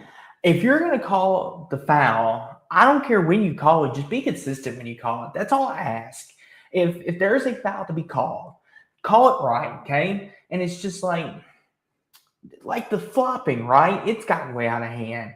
And and it drives me nuts. And college is starting to get that way too. Not as bad, but the NBA is real bad because you've got players now, because like the OKC Thunder, they drive me out of my flipping mind. They are all over the floor flopping. That's beside the point. But in college, we're getting that way too. Like there was a couple in the Louisville game from earlier, like where Colin Carr, where he literally just backs into the defender and then throws up the shot, and they call the foul. And you could see the defender with his hands down here, but they still call the foul. Like, what are you supposed to do? And the Kaufman-Renn literally got his hand on his shoulder as he's going up. Like, what is Titus supposed to do? Like, that is a foul. Yeah. Like, I'm like you, Jeffrey. Like Purdue got a lot of favorable calls. And since we're on this, now let's go to the Elite Eight, Arizona, Purdue. And Jeffrey, I heard Purdue fans out the yin-yang. Oh my gosh, these referees are against us. They're Arizona referees. It's because we're at San Jose. Oh, it's Pac-12 bias. They're trying to keep it alive. And I'm like, the thing that's so really funny about it, Austin, is that it is the very next game. Because again, I commented a couple times on the Texas Purdue game, and I had Purdue fans coming after me, especially some of them know that I, looking at my history of supporting Indiana. Oh, he's just a Purdue hater. Okay, so it wasn't just me. If I was the only one, it'd be different. Everybody was calling out Purdue got help in that Texas game. Like, everyone called it out. Everyone was in agreement on it, except Purdue fans. Oh, no, it was a fair game. We were just better than Texas. So the funny thing about it is, like you said, very next game, I'm laughing so hard. I watched all of this game, and all the calls were going against Purdue, and I'm like, see how it feels. You see how it feels. Oh, my gosh, it's rigged. Oh, like you said, it's Pac-12 bias or Big 12 bias now. It's Arizona bias, all this crap. And I'm just like, okay. Yeah, I mean, how the tables have turned here kind of have a different tune now when it's going against you, considering that it's been going for you your entire existence, Purdue, like all during the Big Ten stretch, all during the Big Ten the Big Ten tournament, all during March Madness. You get all the calls, but then the one game you don't get all the calls. So again, you know how it feels now. Because again, I've watched many a Purdue game in Mackey Arena, and that place, I mean, I don't know how anybody wins in Mackey Arena. Oh, it's just the environment. It's the same thing with the Fog. It's nothing against the Fog, but like you said, Austin, some of these places, the referees, even me and Will have talked about it, feels like they get blinded by the crowd, and they don't want the crowd to turn on them. So it's like they start calling a bunch of fouls, and the crowd just goes crazy and all that. And they don't want the fans throwing drinks at them and stuff. You know what I'm saying? Like they let these big atmospheres blind their calls. Mhm. They really do. Well, Like Indiana, is not a good team, but there's been many games they played Mackey that maybe they would have had a shot, but the rest call everything Purdue's way. And it's just everyone knows this, but it's like I said, the one time Purdue does not get favorable help and their fans are losing it. And it's just like you don't understand how hypocritical you are right now. And here's the funny thing too. Like, in all credit to Arizona, they played a great game. Like, they really did. They were the better team. But it's funny though, Jeffrey, like on that point, I was like scrolling through X, Twitter, doing the thing, and one of the people made the comment. They said, "Oh, the NCAA favoritism. They sent Arizona to San Jose, California. Oh, that's where the Pac-12 Arizona fans live. Like, of course Purdue's gonna lose. They're in Indiana." And I'm like, you do realize, like, as the 1 seed, you get to pick your destination. It's like the college football playoffs. You get to pick where you go when you're the 1 seed. You get a choice of, do you want to go to Pasadena? Do you want to go to New Orleans? Like, you get that choice. And it's like one of them. Purdue was acting like it's only them. And I'm like, no, it's not. Like, this is not a new thing.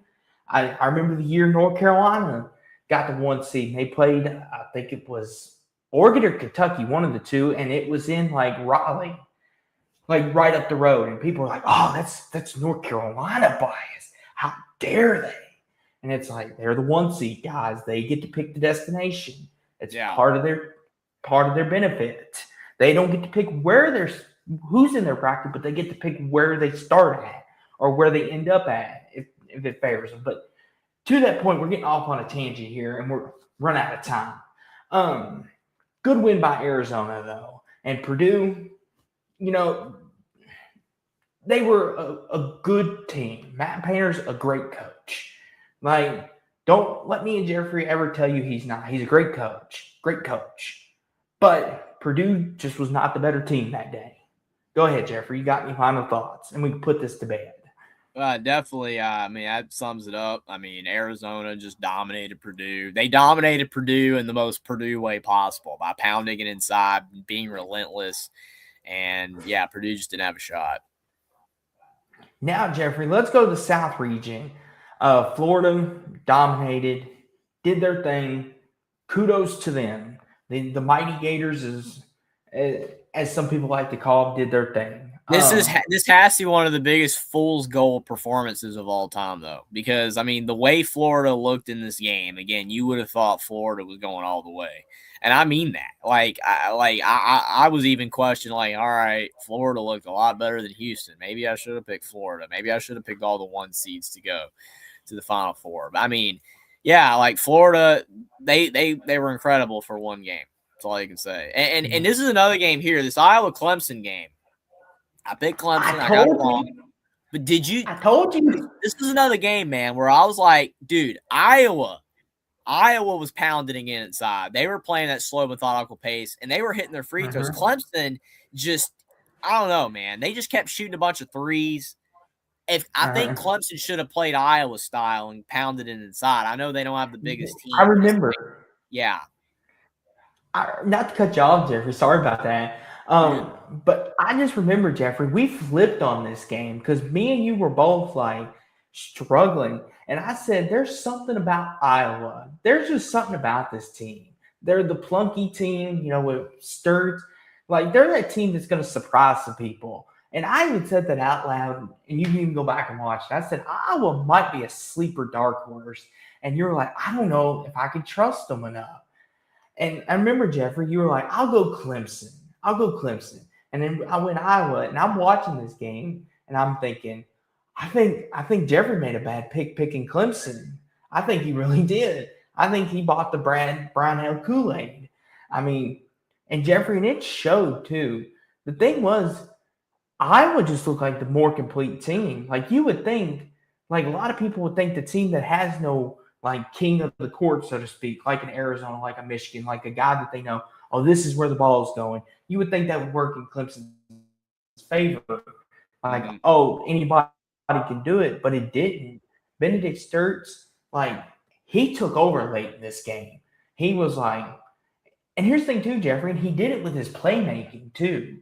Like, that's what makes him great. He does it with his playmaking, and guys were hitting shots. Like, I'm glad I picked Iowa. I'm glad I picked the Hawkeyes. Thank you, Ben McCollum. I needed one to go my way after a couple. We'll get that Santa Clara Kentucky game. I still can't believe I lost that pick, but we'll get to that. We'll get to that. And North Carolina. I'm still mad about that. But go ahead, though, Jeffrey, on this game if you got anything else. I mean, not too much. I mean, like I said, Clemson, they didn't have that alpha player. They didn't have that guy to really rally the team, and that really showed. I mean, no one was doing anything. And like I said, Iowa was just they were playing what the kind of game the refs were calling. Iowa was just like, all right, we're going to get the ball inside. We're going to pound it inside, get to the rim, and they hit their free throws. Clemson was not. They were just chunking up a bunch of crap, and they lost. I mean, I think Clemson could have won the game if they had actually tried to play to Iowa's style and get inside, get to the line. But it is what it is for Brad Brownell. I mean, I just believe that they would do better because of the fact that he'd been doing a little bit better in March recently. But, kudos to Iowa. Vandy, Jeffrey, took care of business against McNeese. This is another one. The box score is very deceiving. Vandy had control of this game from the beginning, and they looked like a team that could make a real deep run in this tournament. And I thought, okay, here comes Vandy. Here we go. This is the team that we're like a lot of people were picking as like an upset bid to win the West. If you weren't picking one of the two favorites, and they looked the part. I mean, was there? I don't think there was any surprise to this. I mean, I know some people were like, "Oh, McNeese State was kind of trendy there for a minute," but I think me and you were kind of like, Vandy just beat Florida by double digits, and they almost beat Arkansas to win the SEC title. I think they're going to be a little more motivated. I'm glad we picked Vandy. I'm glad we didn't drink no Kool-Aid on this one. Yeah, I didn't buy it with either Vandy or Nebraska, honestly. I thought both would win. I was actually a little more worried about Nebraska just for the fact they ain't ever won a tournament game, but I'm glad we didn't really consider picking it up to there either because Nebraska completely pounded Troy. But, yeah, the Vandy game with McNeese, they really controlled the game and, even though it was relatively like not a blowout, 78-68, they were in complete control for sure. Nebraska took care of business.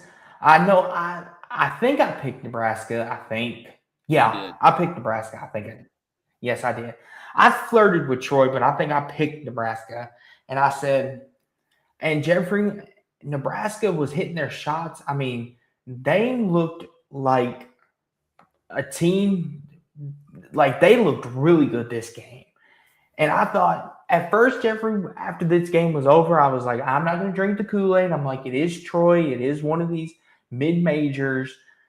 But then when they beat Vandy, which we'll get to here in a minute, I'm like, okay, maybe Nebraska is going to be a quote-unquote Cinderella. They're going to wear the slipper. But great win for Nebraska. Great win for Fred Hoiberg and his kids. And their first tournament win ever, which is insane. I know, right?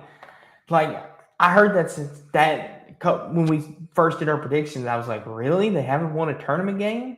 And then I thought, well, Nebraska basketball hasn't been good a lot of years either. They've been kind of down in the dump. All right, Jeffrey, I want to see your beautiful face for this one. Because what in the world? Jeffrey, I try to back your Tar Heels. I try to think, you know what? It's North Carolina. They've got the better team. They're playing good. I know they're hurt, but still they're the more talented team. They beat Duke earlier this year. They're built for this. This is their time. And they were up 19. I was like, man, I know Jeffrey somewhere is like, he's getting the pom-poms out. This is good. I picked North Carolina, and this crap happens. And I'll be honest, Jeffrey, I don't normally do it, but I flew a cuss word out at North Carolina. I was mad. I was like, I did. I was like, You, I was, but Jeffrey, since you're the resident Tar Heel, I'll let you have the floor. But congrats to Will, though. Go ahead, Jeffrey. Go ahead. The funny thing about it is that I didn't see the beginning of this game. I didn't see the good part of the game. I saw the end of the game when it started going wrong. So my perspective on this game is not a lot of the highs. It was a lot of the lows. And what's so frustrating is that I was right. I mean, like you said, up 19. I mean, I was told by somebody they were up big. And I was like, okay, good. Like, they're doing good. And like I said, I wasn't watching the game at the time.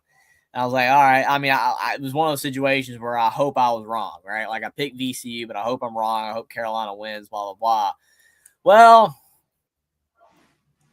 free throws. I mean, at the end of the day, like, free throws, just like some of the other games we've talked about, it was the difference. If Carolina had made their free throws, they win. But Trimble and Vasar, and all of them just couldn't even hit their free throws. Couldn't inbound the ball. Hubert Davis did not use timeouts when they couldn't inbound the ball. Kept turning it over. And like Will said, VCU kept the effort going. Hill was making shots. He had like 30.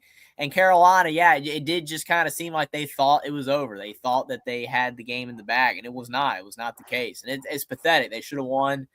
But again, shoulda, coulda, woulda. They lost, and congratulations to VCU. It's a big win for them. But, yeah, they ended up getting Hubert Davis fired in the end, which sucks. I hate to see that. But, you know, if they get a really good coach, then it'll end up working out. But, you know, that was tough because they should have won this game.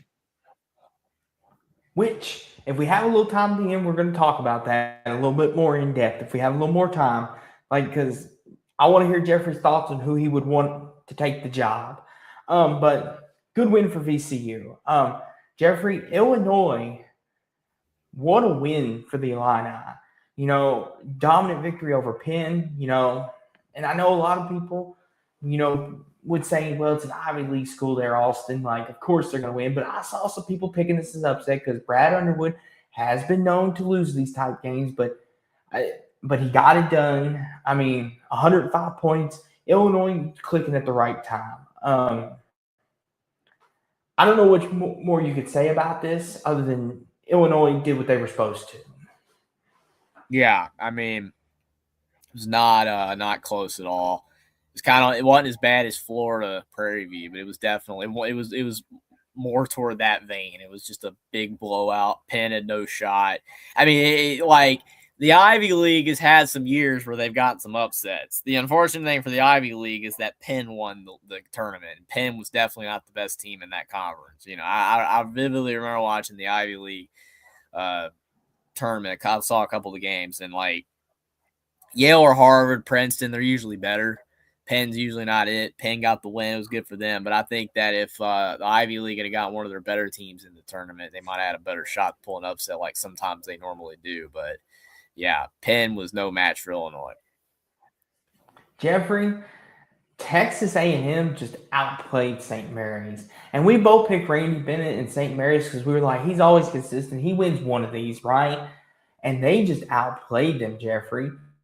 They played St. Mary's game, and they beat them at their own game. They were physical. They were faster. And I thought, and that's how you have to beat St. Mary's. Just play their game and be better than them. And Texas A&M was. I give credit to them. They looked like they wanted to be there more. And I watched this game, and I'm thinking, okay, this is going to be like a 55-52 type game. And Texas A&M just absolutely was just – they were out here. Like, St. Mary's never looked like they were going to win this thing. Not even – I never had a doubt. I was like, okay. I was like, chalk that up as a loss on the record books. Like, A&M was the better team, unfortunately for St. Mary's. Yeah, I was shocked by this. I thought St. Mary's would win. I usually trust Randy Bennett, St. Mary's to get at least one win. I didn't think A&M was all that good. Everybody was talking about A&M's style was going to clash with St. Mary's, and St. Mary's was going to have their way. No, this game was horrible. It was a slugfest. It was ugly, and A&M just out bully balled St. Mary's, and it was one of the shockers of the first round. You know, a lot of people didn't talk about this game, but, you know, it was a big shock to me. I thought St. Mary's would get it done. You know, it was crazy to see them not only lose, but lose the way they did. Mm-hmm. Houston, Jeffrey, took care of business. I mean, Not more you can say about that. I mean, good for Houston.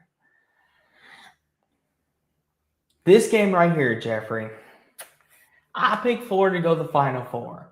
And Florida was not a bad pick to go to the Final Four. They had a really talented team. They could have done it.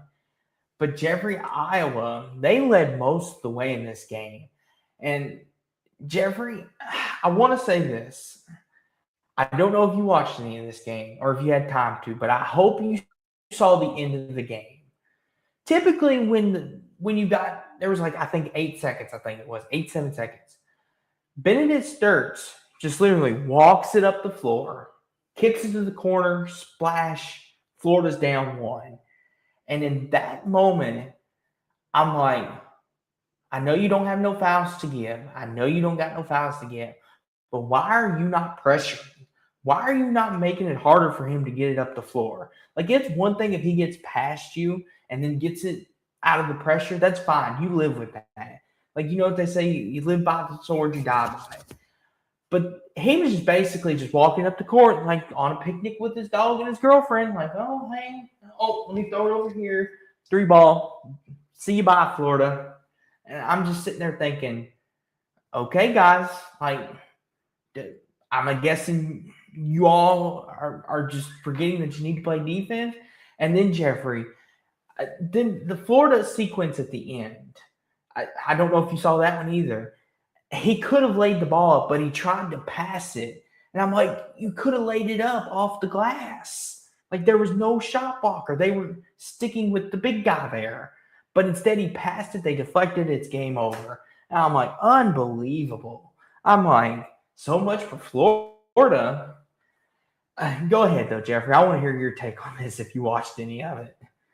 A lot of what you just said is my take on it. I mean, I did see the end of the game. I didn't watch the entire game, but I saw the end. I saw that the game was close, and I turned it on, and I was like, okay.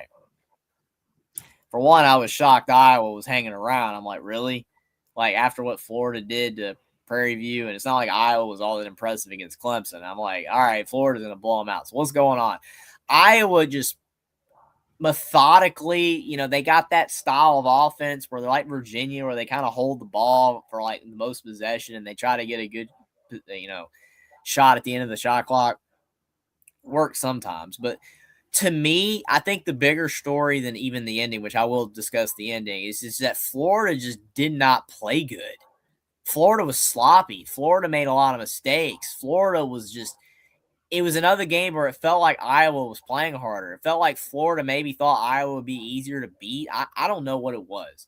But all I know is that there was an altercation earlier in the game where, I don't know if you saw it, but Ben McCollum and Todd Golden got into it or whatever. They were yelling at each other. And it's just like, Todd Golden should have bottled up that energy to his team. And I don't know if he did. I'm sure he did because I wasn't looking at him the whole game. But it's just like, man, it just seemed like Florida was kind of sleepwalking in that game. It really, you hate to say that because you want to feel like every team's giving 110% every single possession in March Madness. Like, why wouldn't you? But it just did not feel like Florida was giving 110%.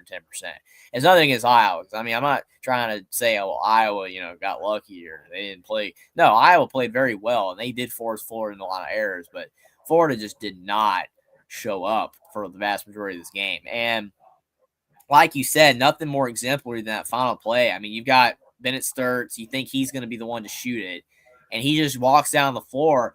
And, I mean, he kicks it to the big guy. His name's like, I don't know how to pronounce it, man. But he starts with an F. But that guy, his first name's like Alvaro or whatever. But I can't. His last name's kind of tough to pronounce. But that player, that guy is just wide open. Like he is so wide open. Like no one was even guarding. That Florida's defense on that play was abysmal. I mean, it was absolutely abysmal. Yes. I mean, if that guy had missed the shot, it would have been crazy. I mean, he was wide open, but he makes a three, and then like Florida is, you think they're done, but there's still like 4 seconds left. And like you said, Xavier Lee, that's his name.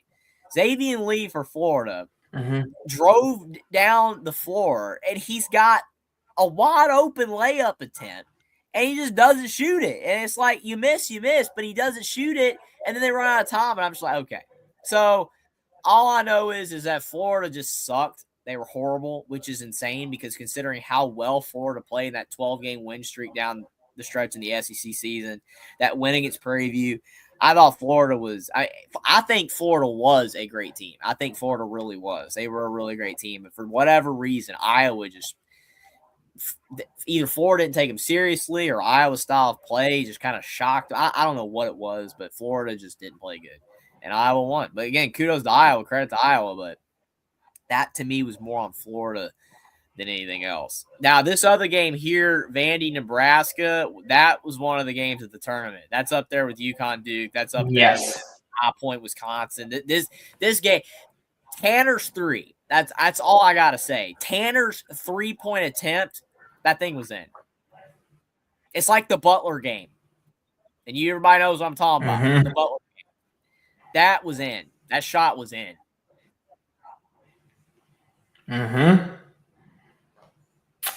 That close. And here's the thing with that too, Jeffrey. That thing, I was watching it. I didn't get to watch all of the game. I got to watch like the last 5 minutes of it, right? And I'm watching this, and this is one of them like gunslinger type shootouts. It's like, and I'm sitting here thinking, I'm like, this is college basketball at its peak. This is Vandy, Nebraska. And at the end, Jeffrey, Nebraska hits the shot of shots, and I'm thinking Nebraska's going to do it. And Tanner just chucks that thing in the air, and I'm like, okay, this is going to miss. Like, Nebraska's going to the Sweet 16, good for them. And it rims in and out, and you could see everyone's face, Jeffrey. They're all like all the Nebraskas, they went from like the thrill of like, oh, our season's over. Like even the players were like, we thought it went in. We thought our season was over. Like Jeffrey, like it's that close. That close. This is one of the games, Jeffrey. I tell people all the time, it's one of them games you hate to see a team lose. Like this is one of those games. Like you just like to see a team lose because both these teams earned the right to be in that Sweet 16. Like, no matter who would have won. I mean, just an incredible game overall. And good for them. Nebraska, Iowa, Jeffrey, meeting for the third time this season in the Sweet 16. The Hawkeyes, Jeffrey, got it done. Yeah, I was shocked by this. I thought Nebraska would win after beating Vandy. I felt like Iowa was, again, maybe I under discredited Iowa a bit for that win. I still just felt like Florida, didn't play good. But I mean, again, Iowa, for whatever reason, it just seemed like their style of play it just kind of reminds you of Jim Boeheim zone defense crap that he used to have in the 2000s, early 2010s when Syracuse used to be good. It's gimmicky. I'm not saying Iowa plays like Syracuse. I'm just saying that it's that gimmicky team. It messes with you. How many years did Boeheim get big wins in March that you just never felt like they should have got? Like the biggest one I always think of is 2013 Indiana. I mean, Indiana, that was the last elite Indiana team in 2013. Number 1 seed. And Tom Crean and Indiana with Yogi and Victor Oladipo and Cody Zeller and all those dudes sucked. Absolutely, just that zone defense from Syracuse in the Sweet 16 just killed them. And it's like Iowa's just slow, methodical, pass first. Like Sturt's just running around in circles and they're just holding the ball and then they score. I mean, it's weird. It's just a weird gimmicky thing McCollum had going on there. But it worked. I don't know what it was. I mean, just team couldn't figure it out. Like Nebraska, to me, Nebraska and Florida were way better than Iowa. But they lost. And that's what March is all about. I mean, Iowa showed up when they needed to. I mean, this definitely wasn't the team that lost to Maryland.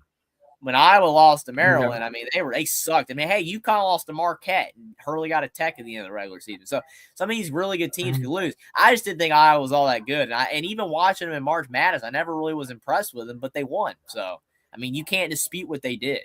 It was a really good run, and they beat legitimate teams too. It's not like they went on some run and they beat Florida, they beat Nebraska, they beat Clemson. I mean, those were good wins. So, I mean, a lot of credit. Yes, I mean Iowa definitely played some of their better basketball, and they won some legitimate games. That's the thing. Like you said, they beat Florida, the defending champs. They beat a very good Nebraska team. They beat a Clemson team. You know, that many people would say didn't really think was that good, but like Iowa was quote unquote wearing the slipper this year. VCU, they were way in over their head. Like Illinois and Brad Underwood took advantage of their size and just dominated VCU, and it kind of just was like this was over before it even started on that side of the spectrum. Um, like very good game for Illinois. Oh yeah, I mean Illinois, really the entire tournament, they've been impressive. Like they're a team that even now I don't think's really getting talked about enough. I mean, I've been very Mm-hmm. impressed with them. I didn't think that they would go as far as they did. I didn't think they would get past Houston. I had Houston going further. Houston struggled. I know we're not at that game, but like Illinois dominated VCU. I mean, they absolutely dominated Penn. They dominated VCU. And Will said earlier about the size. I mean, VCU couldn't match up with the size. And Houston, it wasn't one of their bigger teams. Like Samson's had some bigger Houston teams. I just felt like Houston's physicality would cause problems for Illinois, and Illinois caused problems for Houston. It's crazy Mm-hmm. how Brad Underwood has completely transformed Illinois. I mean, I remember when he had Kofi Cockburn and a couple of good guards. That was about all he had, and then he abandoned that. And now he's going with these stretch guys, and now they've got. I mean, Illinois is like they're known as like the Euro League team at this point. I mean, like they got a lot of guys from European basketball, and they're playing a modern Mm-hmm. stretch offense. And they got tall guys, Mm-hmm. and they can pass, and they can shoot, and they can defend. I mean, they're a problem. I mean, it's crazy because, like I said, Illinois back in the Cockburn era was just an old school back to the basket post type of offense, and now they've completely changed that. He's changed the roster. He's got good players, and I mean, yeah, they're a good team. Mm-hmm. And you done mentioned it, Jeffrey. I mean, Houston took care of Texas A&M pretty handily, might I add. We're the more physical team. I mean, the game that we could talk about since you brought it up, Illinois beat Houston, and Jeffrey, like you'd pick Houston out of this region. This was one of your two that did not land. Duke was the other one. Like you said, Jeffrey, the defense of Illinois was really great. They picked it up in intensity, and like Houston, like what is Houston's biggest thing? They're always the team that bugs you with their length and size and could play 3-and-D. And they got outplayed. Illinois and Brad Underwood played a heck of a defensive game plan. And I just think personally, Jeffrey, I'm happy for Brad Underwood. Like personally, I was cheering for him. Like I'll admit, I was like, go Illinois. Like Brad Underwood, finally get the monkey off your back. First time since 2005. I mean, because Jeffrey, there was a point in time where you labeled Brad Underwood as the choker, right? Like I remember we had past drink talk about that where he said he can't win the big game, or I don't trust Illinois. Like Jeffrey, after seeing this performance and him making a run, spoiler alert for the game we're about ready to get to, um, are you ready to give Brad Underwood? Are you ready to do like you did with Rick Barnes and take the label off? Are you ready to trust Brad Underwood a little bit more? Yeah, I think both Tommy Lloyd and Brad Underwood have kind of done that this season. I mean, because they both were known as kind of choke artists, losing early. I mean, they're not choking now. I mean, they're going far. I mean, they got really good teams. I mean, that's the thing. It's like when you've got, and I said at the beginning of the tournament, I'm like, even though I wasn't picking Illinois to go as far as they have, I was like, this is the year if Illinois is going to make a run. This is the year. They've got a very favorable bracket. Penn wasn't strong. VCU or North Carolina didn't seem like that would be that tough. Houston would have been tough, but I mean, how they got by them. It's like this was the year that they needed to make a run, and they're doing it. So credit to Brad Underwood for finally doing it. But if they had lost early, it would have been really bad because this was a very favorable situation for them. Mm-hmm. And this is one of them, like, all credit to Illinois for getting it done. And Iowa, Iowa, Illinois. Iowa, was just outmatched physically. Illinois was a more physical team, and they just played better. Like the Cinderella run came to an end. I mean, and here's the thing too. Like I'll say this: congratulations to Illinois and all their fans. Like it's good to see a team like Illinois go far and finally get something. It's been since 2005, and I'm happy for Brad Underwood. A heck of a coaching job. Jeffrey, you have anything you'd like to add on this game? Not really. I mean, it was another really, really, really good performance. I mean, Brad Underwood. I mean, I would argue like him and again, really Tommy Lloyd. Like they're having the tournaments they really needed to have. So it's like it's been huge for them. I think I think it's been massive. But like now if you're going to the Michigan region, I feel like the Howard game. I mean, they didn't win by as much as I thought they would. Honestly, I mean this was kind of a little bit of a slugfest for Michigan defensively, giving up 80 points to Howard. I mean, it was kind of like the Duke Siena, but not as bad. I felt like Michigan a little kind of underwhelmed this game, but they have since turned it on, so it definitely wasn't a big deal. Yes, we're now in the Midwest region, the final region. We're going to try to get through this, and then we'll give you our final four picks, which you're all here for, and then we'll talk about the coaching carousel because we got Will Wade, we've got Randy Bennett, we got a couple things to cover. But this is one of them regions, Jeffrey. This ought to be pretty quick because this was a very dominant region. Like out of all the regions I thought that would be dominated, I didn't expect this one, to be honest with you. I didn't think the East would be that dominant. I thought maybe the West. I was like, okay, the West is going to have a lot of blowouts. It's going to be ugly. No, it was the Midwest this time. There's always that one region. But like you said, Michigan got it done. St. Louis, poor Georgia.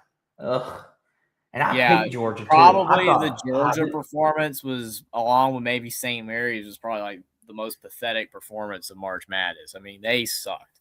I mean, this was like a 50-50 toss-up game. Spread was pretty even. And, I mean, St. Louis manhandled them. So, yes. They look like the more complete team. Texas Tech, dominant. Anything like that, Jeffrey? Not much. Akron was a trendy pick, but I guess the MAC wasn't as good as we thought. Alabama. The demise of Alabama was greatly exaggerated, at least for round one. Dominant.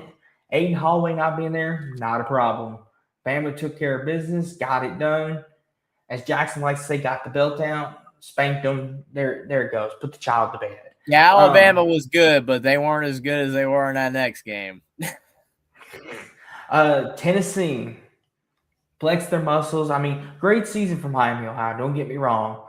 But Tennessee, being from the SEC, showed Miami, Ohio, there's levels to this. There's levels to this. Like, I mean, they ended up losing to a team that made the Elite Eight, so it wasn't all that bad. Yes. It's just they didn't compete. There's levels to it.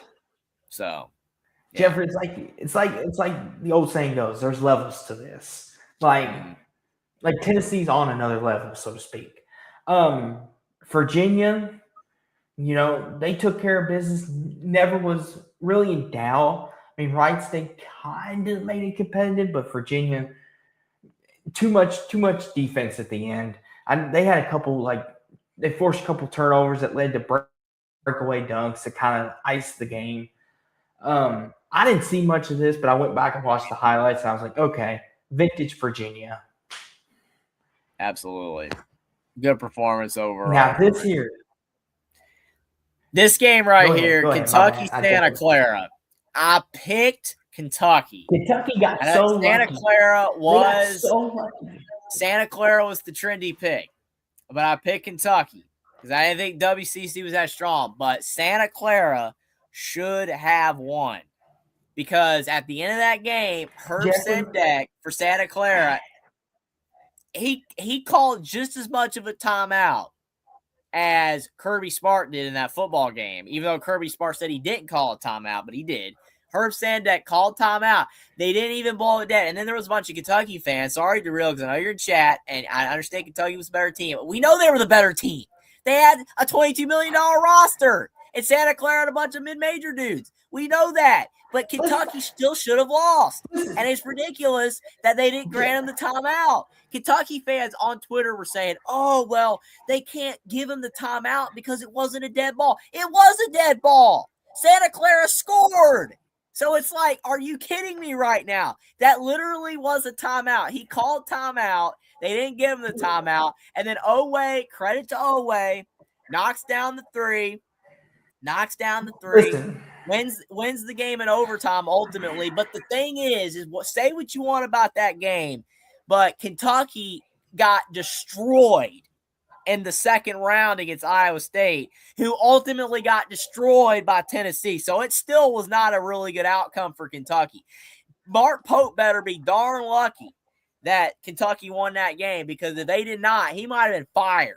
So I understand L take the real, but you know good and well, I know you know that I'm right, that Kentucky should not have won that game, and that Sandek did call the timeout. That's fine. They didn't give him the timeout. Oweh hit the three. Congratulations to the Kentucky Wildcats for winning the game. But your team still actually sucked, and your team had a $22 million roster that sucked. You did not deserve that win. You know this, the real. I know you got the blinders on, but I would defend your team if they were good. They were not good. They should have lost. That was ridiculous. Absolutely ridiculous. Listen. I mean, hey, I wish Kentucky was good for you, but they're not right now. And Pope has a lot of work to do, or he will be fired next year. Listen. We were good. He's just kidding at this point. He's kidding. I know. He's kidding. Listen, Darrell. Listen. Me and you both know. Darrell, me and you both know this was highway robbery right here. This was a fox in a hen house highway robbery. It was horrible. Like, here's the thing. Santa Clara was the better team. They should have won this They were the game. better team in that game. Kentucky was the better team because they had better talent, but they didn't play like it. That's the thing. I agree that Kentucky was the better team, but Santa Clara played better in the game. Okay, Darrell. Listen here, Darrell. We respect your opinion, but there is no world where you think Kentucky should have won that game in regulation. Nobody thinks that. Kentucky fans didn't think that. Nobody thought that. See, at this point, I think Darrell has had one too many tonight. I think he's drinking too much of the Kentucky Gatorade, because there is no way he can look at this game without his blue blinders on and say, oh, we were the better team, both on the court and with the roster, and we should have won in regulation. There's no way you can look at that. I agree that Oweh's the best player on the court. See, this is the thing. I agree with Darrell that Kentucky is the better team, and Oweh is the best player. I'm not disagreeing. But Kentucky should have lost. That's still true. Guess what? Oh, yeah, you were not worried when it was 2 seconds left and you're okay, whatever. So the thing is, Florida, Iowa's the better team. Iowa's the better team. Iowa's the better team. Are you kidding me right now? Iowa's not the better team. Florida was the better team. But you know who won? Iowa. Now, again, Kentucky is the better team, but they were not the better team. Oh, yeah, they got lucky hitting a wide open three with 2 seconds left, but Kentucky was not lucky for hitting a half-court shot. I mean, okay. You know what, Jeffrey? Here's the thing. It's so funny how Darrell's making this seem legit, but I know he knows Kentucky shouldn't have won, man. He just shouldn't have won. See, here's the thing, Jeffrey. If we're going to go by Darrell's logic in that case Indiana's better than Purdue. Shot was less lucky than Santa Clara shot. Okay, I'm done. It's over. It's over. It's done. Listen, you know what? We ain't got time for this nonsense, Darrell. Leave it it's to over. Kentucky fans. Kentucky basketball sucked compared to what they should have been with that roster. And if Pope don't get his act together, he'll be fired, and he'll have to get a new job. Because he was not impressive this year. $22 million roster, the most expensive roster in college basketball, and that's all they could do was barely beat a mid-major. barely beat a mid-major from the WCC, and then get blown off the court by a team that ended up getting blown off the court in the Sweet 16. So it's not an impressive year for Pope. We'll see what he can do next year. Do you see this man's delusion? This is why I have problems with I love Darrell. Darrell is great. Darrell has great takes, but right now, I don't know. The Kentucky Blinders, man, they're too strong right now. Jeffrey, like, people think we're crazy, right? When people say, like, when we talk about our rivals, we think, oh, you all are just, it's because you're rivals. Do you all, like, I wish these people were here right now. Look at our president Kentucky person. 40-0, Darrell? 40-0.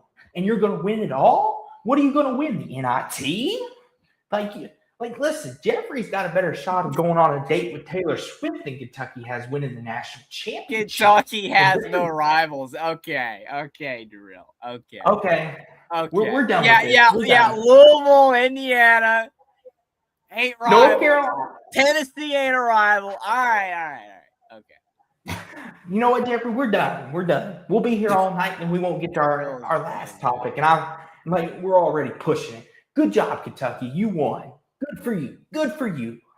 Like, anywho. It would have been better if they had lost, because of the fact that since they won, it made it worse. I mean, that's what I'm saying. Kentucky owns Louisville, Indiana, Tennessee. I have a question, Darrell. Last time Kentucky, Indiana played, who won? Well, Kentucky won this year because Indiana sucks in basketball, but that's right. Kentucky does have a losing record versus Indiana in football. Ooh, okay. So, all right. Anybody that's got a losing record to Indiana in football is not good. So, I mean, I'm just saying, man. Yeah, Darrell. Darrell, go sit in the corner now. Look at Darrell saying we would have beaten Iowa State if Lowe was playing. He only averaged 10 points a game. You lost by 19. Okay, Darrell. And by the way, Iowa State didn't have Joshua Jefferson. So if they had Joshua Jefferson, you might have lost by 30. So, I mean, I'm just saying, we can go both ways with this thing. Okay, so here's the thing. I'm going to leave it at this. Darrell, you want to talk about me sticking up for the ACC, right, and how delusional I am in football. Do you not hear yourself right now? Kentucky is like the basketball school up there with like Duke and Canada. I mean, I don't know Carolina too. They're all the basketball school. I don't know. They're great. They're amazing. But right now, Pope is struggling a little bit. So, okay, but we're moving on though. Iowa State beat Tennessee State. Good for them. Great. Blowout. Wonderful. Yes. And then let's move up here to the other side of the bracket. Michigan took care of business, dominated. Any thoughts, Jeffrey? Stop me if you have any thoughts. I'll let you take this one. Go for it, since this is your team. Glorious. This game was a glorious display of Alabama at their best. Now, we know it ain't always the case. We know that Nate Oates does not always have Alabama playing this way, and it's impossible. There's no way a team can hit this many threes game in and game out. But for one game, it was fun. It was even better because of the fact that I was streaming the game. It was great. I mean, literally, Alabama couldn't miss, man. I know they missed like 23 threes, but they made 19 of them, and it was just beautiful. Like, every player was hitting on all cylinders. Texas Tech had no shot. I mean, even if they had top, and it didn't matter. Alabama that night was one of the best teams in college basketball. Sadly, they couldn't do it in the next game, but it was incredible. See, that's the thing too, real fast. Alabama was just hitting their threes and playing better. And I know we can use the excuse, if Toppin was there, this would have been closer. Not when you're hitting threes like at the rate Bama was. I don't think it would have mattered if Toppin was there or not. Like, Alabama was hitting everything that walked in front of them. They were just shooting the ball better. And when it's your night, it's your night. It's one of those. Great win for Bama. Great win. Tennessee, Virginia was this was actually a really good game. Very physical. But Tennessee, Chaz Lanier. Who was the point guard for Tennessee, Jeffrey? Help me out here. Gillespie. Yes, Gillespie. Thank you, Jacoby Gillespie. Okay. Yeah, it Lose my threw mind. me off because I think of Gillespie, I think Villanova, right? You know, it's like Villanova had the Gillespie, but it's like Tennessee had their own this year, and he was But very good. But yeah, Lanier and Connect, like those are the guys I think of with Tennessee. They were really good. yes, and Gillespie had a really good game. Nate Tennessee, Ament was Jeffrey. very good too. Yes. Here's the thing, though, Jeffrey. The one thing I will comment on is Virginia had two wide open looks at threes and missed them both at the end. And I'm like, that's just Virginia basketball. When they need offense, they can't find it. They could have won this game, but they missed the Yeah, two open absolutely. threes, And and then I picked Tennessee. Virginia to win too. I thought Virginia would beat Tennessee. But like you said, they just couldn't make shots when they really needed to. And they had some good looks. I mean, it is what it is for them, but it was a pretty good game, like you said. Now, on to this one. Iowa State manhandled Kentucky. And I know DeRio's going to say it's a fluke. It wouldn't have happened twice. I don't think Kentucky could have put the Washington Generals out there, and I don't think the score is going to change. Iowa State was just another level, another team better. Even without Joshua Jefferson, they were just a better team than Kentucky, and Yeah, it shows. Kentucky did not play good in this game at all. Pretty bad. But good win for Iowa State.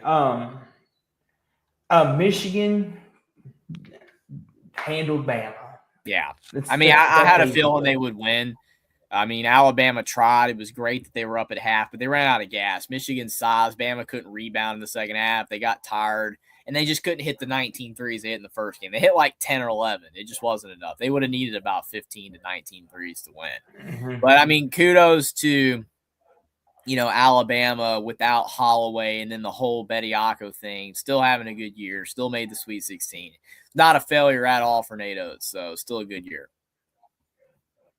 Yeah, and like it's one of them too. Like Michigan being the bigger team really, really worked in their advantage. Where Bama was the smaller and tried to run.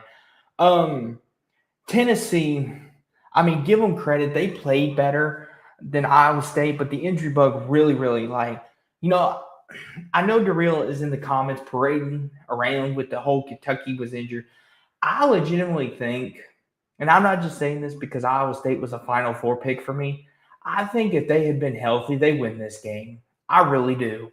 Like Joshua Jefferson made that much more of a difference. I mean, give credit to Rick Barnes of Tennessee. They won with the guys out there, but you want to talk about an injury affecting teams. Iowa State, Jeffrey, it always seems like when they're poised to make a deep run and make the march, quote unquote, no pun intended, or maybe pun intended, to the Final Four, they just get hit with the injury bug. And it does not stop. And it's just like, I just feel so bad for TJ Osselberg because he puts these great teams together and he just can't get over the injury bug because they could have easily won this game if they had been healthy.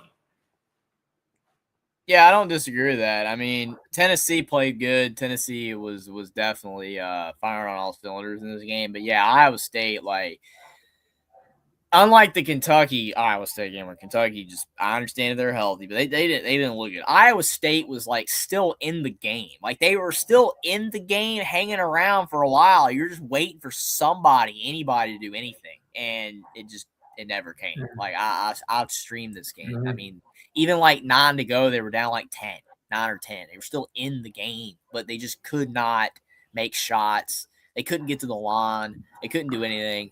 And yeah, I mean, Iowa State, Otzelberger's done an incredible job there. But yeah, that's a tough way to go out because definitely I felt like Iowa State could have made the Elite Eight. That's where I had them going. Mm-hmm. And then Michigan, Tennessee, just domination. I had Iowa State losing to Michigan in the Elite Eight, just for reference. I thought they would. I had Iowa State beat Michigan. Yeah. But Michigan just looked like the more complete team. A lot of people were I saw some people say Tennessee could hang around because of their physicality. And I don't disagree with that, but Michigan was just too tall. Tennessee couldn't do nothing with it, in which we're getting ready to pick our Final Four games here. And we'll see what we think about the Arizona here in a minute. But Tennessee just too small and not enough length. And Michigan just took advantage. I mean, Michigan and Arizona and Illinois, the length is incredible. it's wild how for a while basketball was trending in a non-length direction. It was all about like stretch forward and all this, and now it's back to length. It's about bigs again. It's weird. Basketball is weird. It just makes no sense. These teams are just complete though. They've got size, they've got shooters, they've got everything. And here's the thing too, real fast. It's like Rick Barnes, back-to-back Elite Eight appearances. I think Rick Barnes, it's safe to say, we could take the tag off him. He's finally putting it together. I hope he gets there one day. I like Rick Barnes. I don't got nothing against him. I know Jackson, if he's still here, I know he doesn't want to see Rick Barnes win because he's wearing the Tennessee orange. But he'll like him better if he's at Texas still, which is fair. But, Jeffrey, I'm sure if Rick Barnes wins it, I'm sure the part of your Bama side will be upset, but I'm sure the other part of you will be like, good for Rick Barnes. Good for him. Good for Texas. Yeah, I mean, he's been a good coach. He's just never had a ton of, March success, but lately he's been doing better, and I think most people will be happy to see him if he does do it, but we'll see. But now let's pick our Final Four games, and these deserve their own spotlight, so which one do you want to go with first, Jeffrey? You want to go with the big one, the real? I'd rather go with the big game first because I already got my pick. Like you already know it too because I picked it in my bracket. But if you don't mind, then do the other game. Okay, put it up on the board, Jeffrey. We're gonna put these on a spotlight because they deserve their own spotlight. These four teams did it their way. Michigan, Arizona, the real championship game, as the title says. And the reason why we put that out there, I think it's safe to say these might be the two best teams. I know UConn I know people may say, UConn might have a stake in this, right? People may say, well, here's the thing. For me, here we go. Hold on, Jeffrey. I'll pull it up. Hold on. Oops. Here we go. Hold on. I didn't got to pull it up. I forgot to share screen. It's okay. Here we go. Oh, you're good. Here we go. Okay, I got it. And DeReal says Arizona versus UConn. Arizona wins it all. Okay. I've seen a couple people. Here we go. Zoom in. Give them their own spotlight. Say Jeffrey. So here's the thing with this. Jeffrey's already got his pick. Me, on the other hand, I didn't pick either one of these teams, and it's my own fault. Here's the thing with this game. They're both tall teams. But the problem is with Michigan is, they say size doesn't always matter, right? Mm-hmm. I think in this game, I've been thinking about this all day since I kind of been flipping a coin because I think there's a couple different ways this could go. But since Jeffrey done made his pick, and if you all have been watching his recent ones, you all should know his pick, and I should as well. So if Jeffrey doesn't mind, I want to make my pick first. I'm going to go Arizona, Jeffrey. I'm going to pick the Wildcats, and here's why. I think Jaden Bradley is the difference maker. I think he's due for a really big game. You remember that clutch shot he hit against Iowa State in the Big 12 tournament? You remember that, right? Mm-hmm. He's the X factor to me. I feel like Michigan, even though they're bigger and probably taller and more lengthier, I feel like Jaden Bradley being able to create his own shot.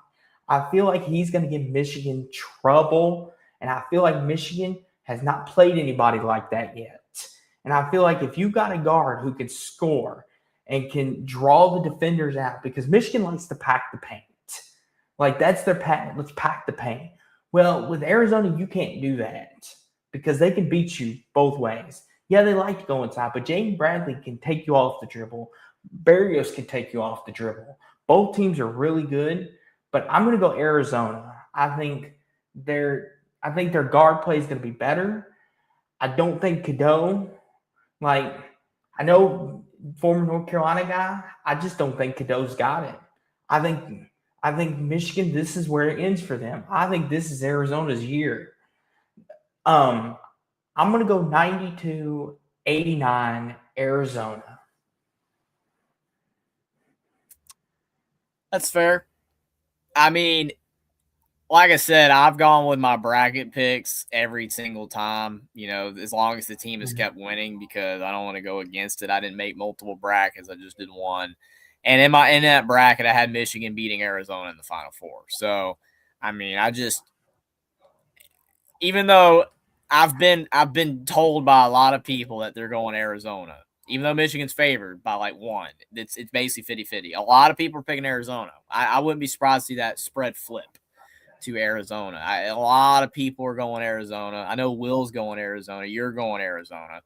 And if I didn't pick Michigan, I actually would have gone with Arizona. If I didn't have a pre-designated pick in this game, if I didn't have Michigan, Arizona here, and I had to pick two other teams, I actually would have picked Arizona, because they do look really good. But so does Michigan, though. It's not like Michigan hasn't looked good. They both have been incredible. Michigan just blew Tennessee off the court. Arizona's been blowing people off the court. They're both really good.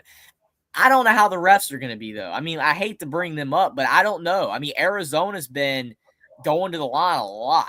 I think they have the biggest free throw differential in the tournament. I think they've shot 60 more free throws than their opponents in March Madness. Michigan's difference isn't as strong. So, I mean, if the free throws have anything to say, Arizona would have a really good shot.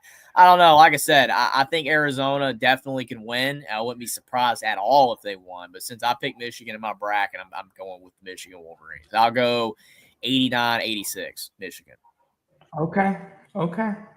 So that was our picks for that. So Jeffrey's got Michigan. I've got Arizona. Now, pull up this game. This is kind of the interesting game. Yes. UConn, Illinois.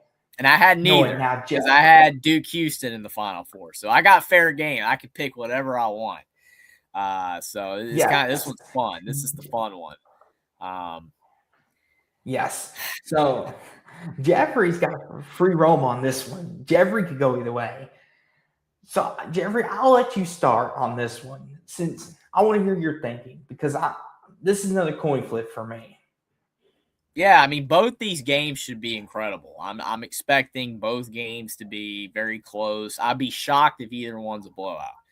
But Illinois has been playing great ball, and they got great size like Michigan and Arizona. They can hit a lot of threes, very physical. But, I mean, on that other side, you've got Dan Hurley and you've got UConn. And they're one of those teams that you just feel like they keep finding ways to win. Like you look back at some of these other UConn teams and that even the ones that have won it all with Dan, it's like, did it really feel like they had the best team? I mean, maybe not. I don't think their team, like it almost feels like Michigan and Arizona are the two best teams. And then like Illinois is just playing very good. It almost in a weird way. I'm not saying they're the worst team in the four here. I'm not. But it almost does. You know what I'm saying? It almost feels like you look at UConn's team and you got Caravan, you got Reed, you got Solo Ball, you got Mullins. Like they got good players, but it just, I mean, like you think about some of these other teams, like Illinois's got Wagler, who's like a top 10 pick, and then like Michigan's got all their studs, and then you've got Arizona. Like it just feels like UConn. Like I don't know, it just feels like they're the worst team of the four, but I can't feel that. It's Dan Hurley, I mean, they shouldn't have won against Duke. It should have been Duke. I mean, like everyone on the planet knows Duke should have won that game, but they didn't win. Absolutely choked, and it's Dan Hurley. And that we pick a lot of the times we go with the experienced coach. We go with the coach who's been here before, and I mean it's Dan Hurley. You know what I mean? It's like I just it keeps going back to Dan friggin' Hurley. Whether he's headbutting refs, whether he's losing his mind, whatever he's gonna do, I don't know, man. I'll pick first since you picked first in the other one, but I've got Dan Hurley winning. I've got UConn going to the national championship game, beating Illinois. I'll go 79-78. See, listen to all your reasonings. They're great reasonings. But sometimes you can feel when a team is like a team of destiny. And I know some people don't like the word destiny because it makes it feel like you didn't earn it, they didn't earn it, or they got lucky to be here. But something about this Illinois team, it's just different. Like in years past, where everyone thought, oh, they were a 1 seed, this is their year. It wasn't. They got outplayed and everything. The year nobody picks them, the year nobody thinks anything of them, they make the Final Four. Here they come again. And it just feels like UConn has been flirting with disaster a couple different times. The Duke game, the Furman game, the UCLA game, they kind of flirted with it. The Michigan State game, they've kind of flirted with it a couple different times. And eventually, you know what they say, Jeffrey, everyone's luck runs out eventually. And Illinois has played some of the best basketball. You going Illinois. I don't blame you. Here's the thing. Like you said, the experience, he's won 2 titles. It's just hard to bet against that, man. It's like I picked Duke and then freaking Mullins and UConn. It's like, I mean, it should have been Duke, Illinois. Which if it was Duke, Illinois, I'd have picked Duke because I picked Duke to beat Houston. It's like, it should have been Duke. They shouldn't even be here. But that team of destiny thing, it's like UConn, man. They won 2 titles. Is he really going to try to find a way to do it again, even though he shouldn't? Because you've got Michigan, Arizona, and you've even got Illinois. It's just like, I don't know, man. Like, that's the thing. Like, I've heard everything you said. I've heard everything. And, like, the team of destiny. Jeffrey, you know what? Give me Illinois. All right. I believe in this team. I'll take Illinois. 68-65. Give me Illinois. And in my national title game, it's going to be Illinois, Arizona. For you, it's Michigan, UConn. So for our championship game, Jeffrey, we can go on and put that out there like we did before. Do you want to pick yours first, or do you want me to pick first? I'll have you go first because, again, in my bracket, I kind of have my hands tied based off my bracket. So I'll let you go first. Okay. I think this is the year of the Cats, Jeffrey. It's Arizona's time. Give me Arizona, 94-78. I think they win in dominant fashion over Illinois. I think this is their year. Tommy Lloyd brings the title back to Tucson. I'm going Arizona for the championship. For me, because my bracket pick was for Michigan to win it all, I'm going to go with Michigan. Even though, you know, as an Indiana fan, it hurts because Dusty May, you know, the one that got away because of Mike Woodson getting another year, you know, that blows. But it is what it is. You know, Indiana's got to live with letting Dusty go to Michigan. And, I mean, Dusty's done a great job there. You know, I could see any of these teams winning. I could see Illinois. I could see Arizona. I could see UConn. You could talk me into all 4 of them. But I picked Michigan in my one and only bracket to win it all. And since they're still alive, I'm going to pick Michigan to win it all. I'll go with the Wolverines to win 82-76 over UConn. So real fast, while I pull this coaching search up, we'll go through that real fast. Out of the 4 teams, Jeffrey, like we did last year, I'll let you go first. Out of the 4 in order, who would you like to win and who would you least like to win? And you can be honest. I mean, I really don't want any of them to win. I'm just being honest. I don't really want any of them to win. But I mean, if I had to be honest, I mean, probably the one that I would want to win the most, I guess Arizona. I mean, just because they haven't won it in a long time, that they don't have anything. They're not in competition with Alabama, Indiana, or North Carolina. They're in the Big 12. You know, I don't. They're not. You know, like they're not a rival to any team that I really like. You know, they're all the way over there. You know, West Coast teams don't win it that much. You know, I guess Arizona would be the most. I mean, you could argue for Illinois, but Illinois has been beating up on Indiana. They're kind of like, Illinois would probably be the second favorite. It's almost a tie for the other two for the worst. I don't want Dan Hurley to win another one because it would be annoying, but it'd be tough to see Dusty win. It's not like I got anything against Michigan winning it. It's just Dusty May. Like if it just could have been anybody but Dusty May. You know what I mean? If it could have just been anybody else, like it could have been Juwan Howard. It could have been Beeline. It could have been any of them. It'd be better, but. I mean, I guess just for the sake of out of all of them here, the only one that's won it before is Dan Hurley. I guess I'd have UConn being the least likely. They're the least, I guess. Okay. But right behind's Dusty because it's more of Dusty than Michigan, and then Illinois, and then Arizona. I guess would be the one that I want the most. I guess, even though I really don't care. So to be honest with you, Jeffrey, if I was to rank them in order. For me, I want to see Illinois win the most. I want to see them Illinois, Arizona, UConn, and then Michigan. Michigan's last. All right. Well, I mean, to me, Dan Hurley and then Dusty May, it's both at the bottom for me. They're way lower than the other two, but Dan Hurley's just ugh. And here's the thing. I don't got nothing against Michigan, and I know Michigan fans are going to get mad at me. The reason why it's that they're kicking me off. It's just like, really? Like you took the Florida approach. I get it's NIL, but I'm having a Jeffrey moment. I'm like, you didn't earn it. Dude, they stole Elliot Cadeau, okay? They stole Elliot Cadeau. Yeah. And Dusty May should have been in Indiana. It's just like, dude. All right. And then Connor Stallions. All right. Connor Stallions. Okay, I'm done. Whatever. I'm done. But yeah. But I mean, like I don't dislike Michigan, Dusty May. I mean, they're fine, but no problem. Cadeau being like, it's over.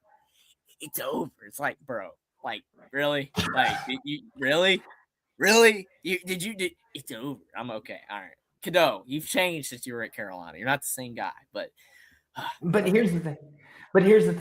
And I will say this too. We'll get into this coaching talk here, but I do want to ask Jeffrey though. Overall, I know it's not done yet, but where would you rank this tournament? Like not all time, but within the last 5 years, more shorter timeline. Do you think this is one of the better ones out of the last 5 we've had? I mean, I think it's middle of the road overall. I think, I wouldn't say it's the worst. I wouldn't say it's the best. The only reason I wouldn't say it's the best is because there's a lack of upsets. I mean, we had a few. Like, you had the Iowa and the Texas and High Point for brief. But, I mean, some of the greatest tournaments ever. I mean, we've had, like, Cinderella's going to Final Fours and stuff. Like, that just makes it was more chalk. I mean, we've had some great games, though. That's why it's not the worst. Like, we had Vandy, Nebraska, and we had UConn, Duke. I mean, we've got some that are going to be hung in positive. Like they're going to be remembered forever. I mean, it was it's been some really good games and some upsets. I think definitely, I would say it's middle of the pack, maybe slightly above average overall. Okay, but let's get into this coaching talk. So up here, if Jeffrey would be so kind to be my Vanna White, pull it up. We'll save Hubert Davis and company in North Carolina for last. We'll end our show on that. But this is grading every men's college basketball head coaching hire so far.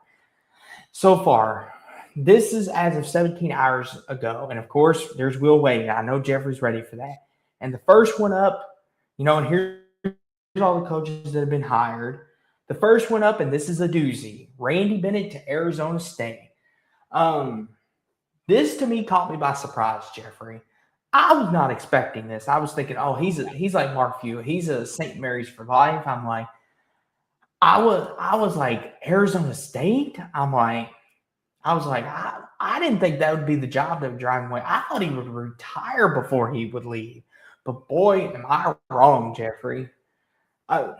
This is one of the ones I don't know if you've talked about much, but I want to hear your opinion on this because we love us some Randy Bennett around here, both of us. Yeah, I talked about it for brief the other night, not enough, but I mean, for me, like, Gonzaga going to the away from the WCC to the Pac-12 or whatever, that kind of signaled that the WCC is kind of dead.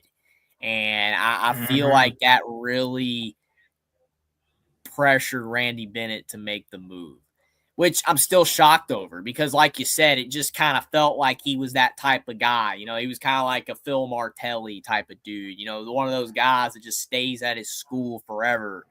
I really, he's an older guy. It ain't like he's young.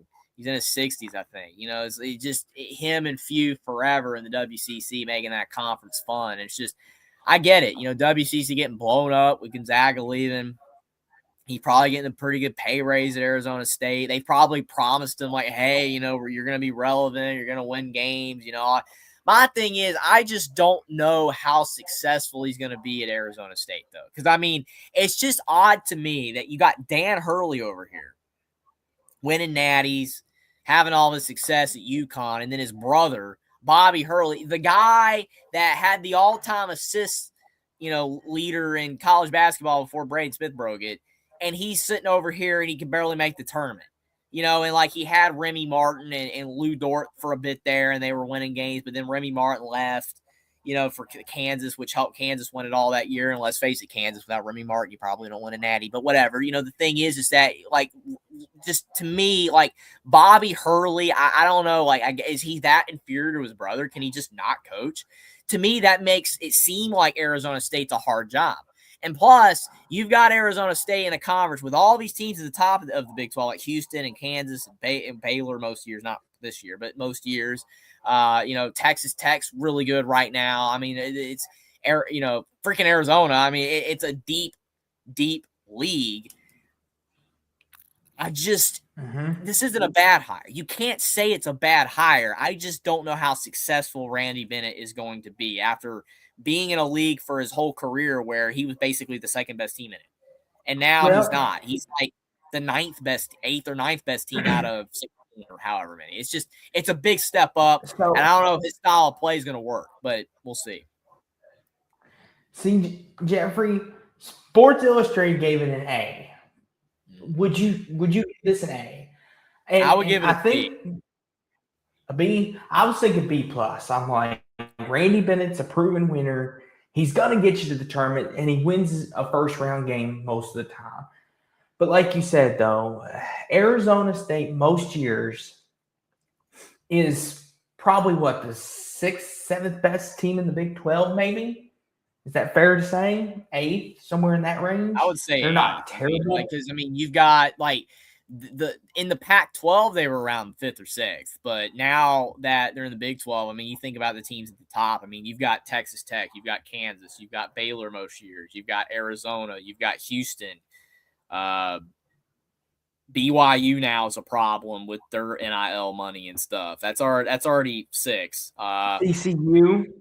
TCU's some years is really Iowa State. Yeah, Arizona State's about 8 or 9.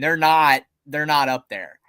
They're not toward the top. And they're competing with Cincinnati. They're competing with Oklahoma State and Oklahoma. Not Oklahoma, they're in the SEC, but Oklahoma State and Kansas State if they get better. It's just, to me, it's just, again, it could work. Does this raise the floor, I guess, for Arizona State? Probably, but it depends on how much support he gets. It depends on how much NIL support he gets and whether his style of play, whether he can get the players necessary to be able to compete. Because we just saw St. Mary's get blitzed by Texas A&M. Yes. And if those type of results are indicative of what you're going to see at Arizona State, it's not going to be good. That's why I can't say it's an A. I can't. It's a B. Because for one, he's older. He doesn't have a lot of years left. It's a surprising move. Is he even going to be ready for this type of move?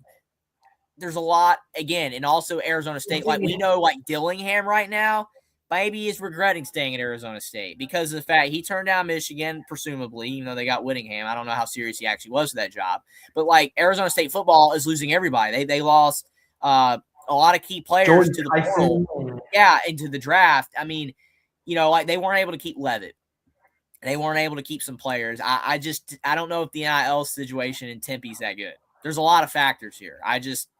We'll see. here's the thing, because there's a long list here. I'll say this for what Randy Bennett's worth.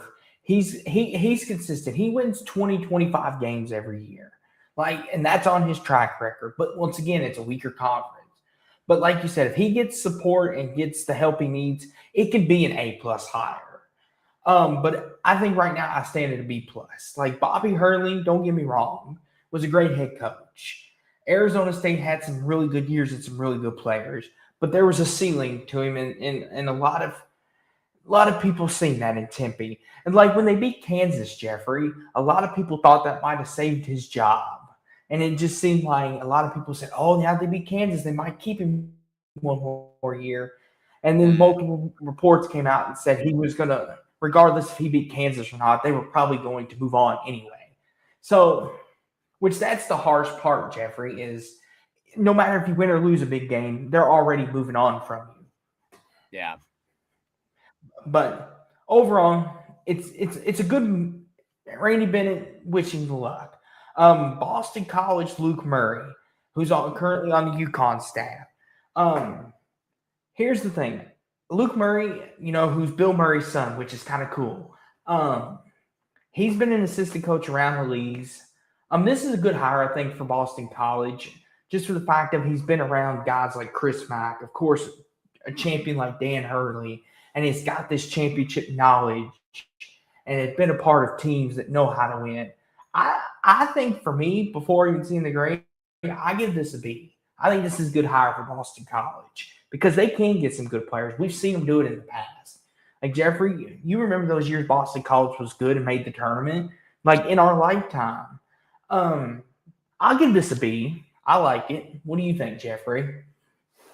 Well, before I see the grade, I mean, my thoughts here is that it's cool that he's Bill Murray's son, and it's great that he has, a lot of time being around Dan Hurley and other successful coaches. So, I mean, with all that being said, that's positive. That's a lot of positives. But then you've got Will and D's comment, they better give him money. Now, I mean, maybe Bill Murray can help a little bit in that department, but I mean, maybe the notoriety of that will help. But the problem is that Boston College in the NIL department is horrible.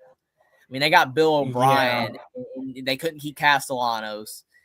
They couldn't keep Turbo Richard, their starting running back. He transferred to Indiana this offseason. Like, they can't keep any of their good players. That the only player they had was Zay Flowers, who everyone wanted, and he stayed at BC to do nothing. I mean, it's just Boston College is just kind of a dead program because their NIL is horrible.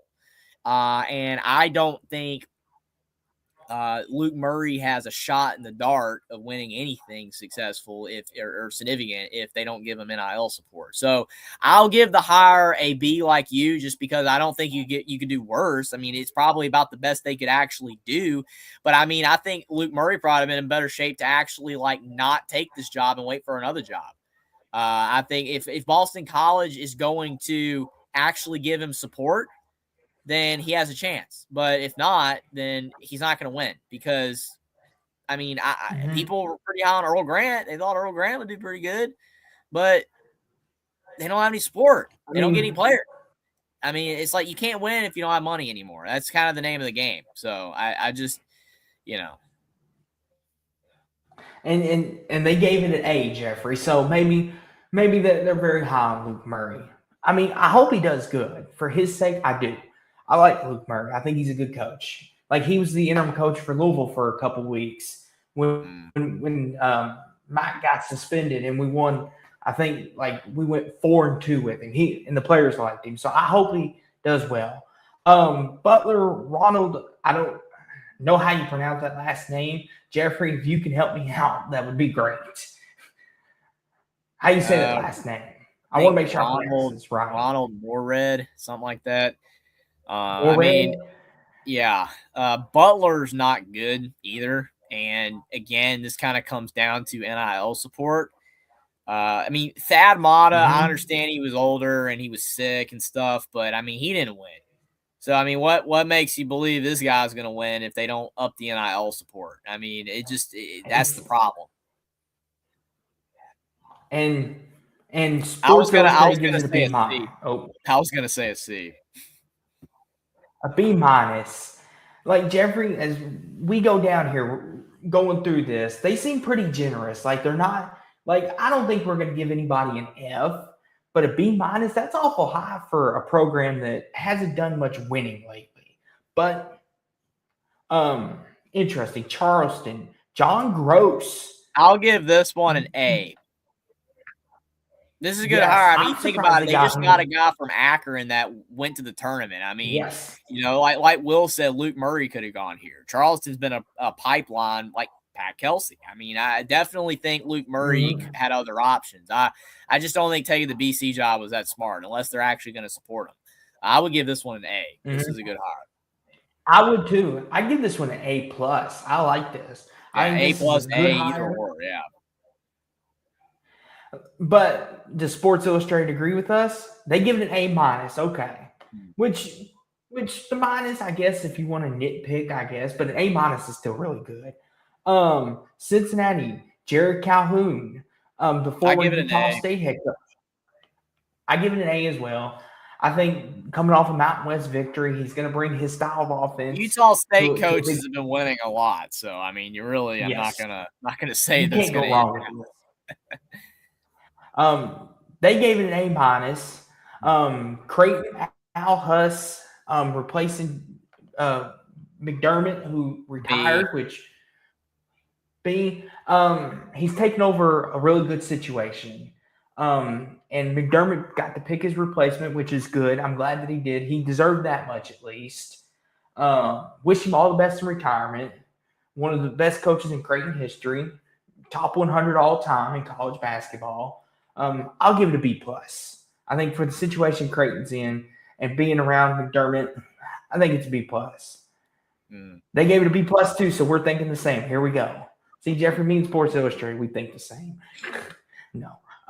Scott Cross to Georgia Tech, the former Troy head coach. They gave this a B minus. What do you think, Jeffrey? I was gonna say how do you feel about this? Or a B.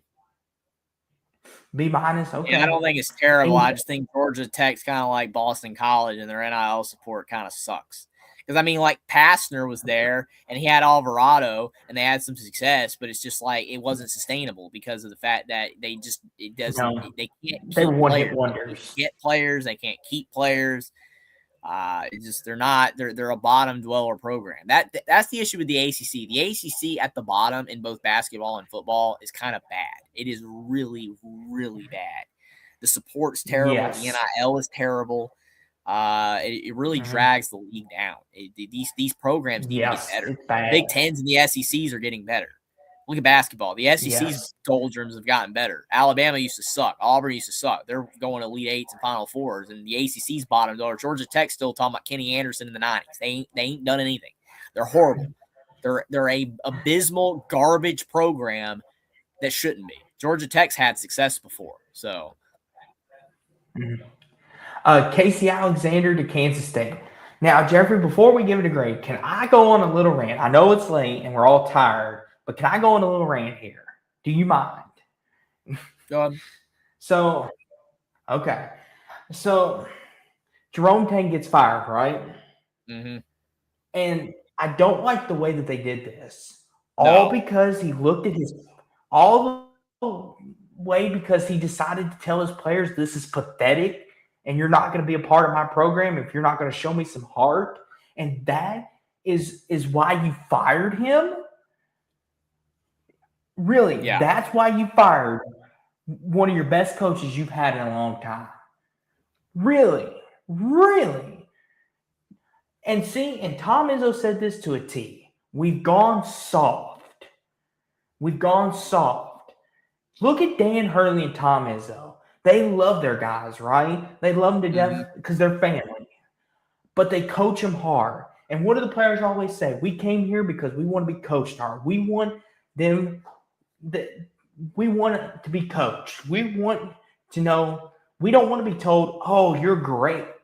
We want to be told, hey, that sucked. You need to fix that.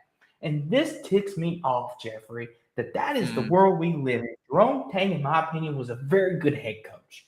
He's a top 25 head coach, but all because he told his team you're playing P poor, and you're not going to be on my team next year because I'm getting sick and tired of your way. Oh, we got to fire you now because it's bad for the moral.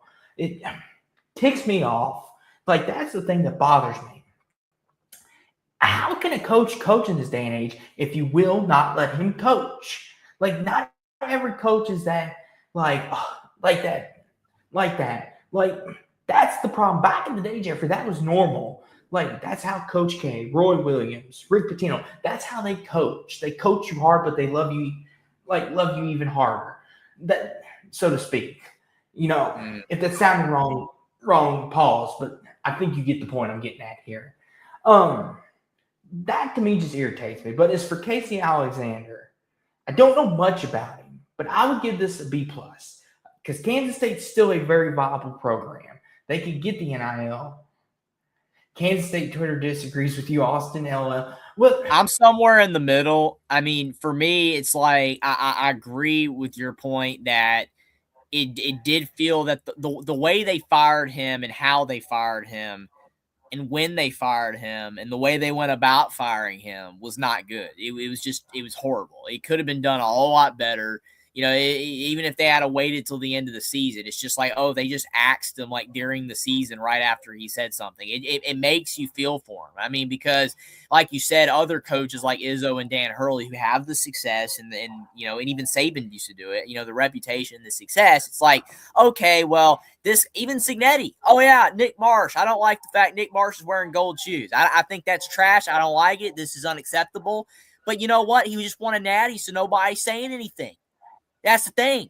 But it's like Tang's like, and I understand Will's point that he recruited those players. I get that. I also agree with that. But at the same time, you got to realize too that a lot of these recruitments, they're not as.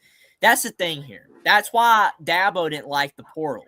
Because Dabo, it was about relationships. It was about getting to know these guys over high school recruiting for years and years and like, hey, I think this is a good kid to bring into my program. You're recruiting these guys after like a month, a week, a couple phone calls, Zoom calls. You don't really know some of these guys when you're bringing them in. You're just seeing, okay, well, this dude puts up 12 and 8 in the ACC. He should be a good ad. You're not looking into the character much. You're not looking into the family in that much. You're not getting to know these people that much. You know what I'm saying? It's like I feel like that's making these recruitments where you actually might bring in some crummy players. And I'm not just talking about on the court. I'm talking about personally. They might be crummy. But you didn't know that because you didn't really get to know them like Dabo and the old style recruiting is where you start recruiting them as freshmen in high school and you got to know them over 4 years of recruiting visits and maybe home visits. And it's all different now. So that's where I disagree with Will. I disagree slightly with you and I disagree slightly with Will. Y'all are both correct. That's fair. I think that Tang, you got an argument in his favor that is mostly for me how he was fired. The way they did it was trash. It was terrible. But he's got a point that maybe he thought that these guys were going to be better and they just ended up not. And he didn't really get to know them. So that's where I can defend him. So, and that's the thing too. Not to get too long on a tangent here, but it's one of them things. Like, I see Will's point, right? But when you recruit a player, you should be allowed to get on them, though. That's my thing. It's like a parent, like Jeffrey. Like, our parents love us to death, but if we do something wrong, are we just gonna? Like, yeah, we'll be mad at them for a day. Like, but after a while, we still love them. Like, they're our mom and dad. They're our grandparents. They're just doing it because they love us, because they know what it feels like to be in those shoes. And Tang knows what it takes. He went to the Elite Eight with Kansas State. Like, I know it was one hit wonder with Noel and that really good team he had. But still, though, he went to the Elite Eight. He knows what it takes to get to that level, even if it was just one time. But to the point of this, though, like, there's an argument for both sides. I'm not disagreeing with that. I see Will's side and I see where you're coming from. There's arguments for both sides here. But as for Mr. Alexander here, what grade would you give this, Jeffrey? I give it a B plus. It's close to an A minus, but I give it a B plus. I think that he had a lot of success at Belmont. They choked in their tournament. They could have made March Madness this year if they didn't choke in their tournament. Belmont's been consistently solid. I give it a B plus. And they gave it a B. And Jeffrey, here's the one that before we came on air, you were waiting to talk about. Like, more than Hubert Davis, Jeffrey and I were talking about on air. Of course, we were going to talk about Hubert Davis, but Will Wade has been the topic of the town, and Jeffrey has been waiting to talk about this. So, Jeffrey, I'll let you start this off. I'll let you have the floor, and I'll take it wherever you want to go. All right. So, this man, and LSU already did Lane Kiffin. They already did Lane Kiffin, and that made a lot of people mad after that, and how that was handled. And that was handled horrifically with the Ole Miss and all that. This man was at LSU, and he got fired. Kind of like Kelvin Sampson at Indiana, he got fired. Now, I didn't have a 5-year ban for basketball like he did, but Will Wade got fired because of some allegations and stuff, whatever, which I guess no one's getting in trouble for anymore. But that he was kind of the last one to get in trouble for allegations. So this man goes to McNeese and wins. And then this man goes to NC State, and he says, this is the worst team I'm going to have at NC State. Implying that, yeah, okay, I'm in this for the long haul. We're only going to get better from here. And the AD's locked in. The fans are locked in. I live in this state. And NC State fans were pumped.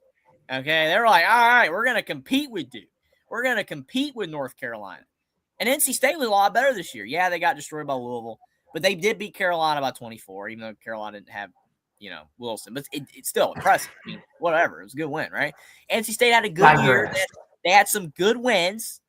And, yeah, like, you think, well, you know what, Will Wade, you did your little allegations and all that. Well, now you're becoming a more likable dude, kind of like Lane Kiffin was after his Tennessee and USC crap. He's a more likable dude now at Ole Miss. He's really redeemed himself.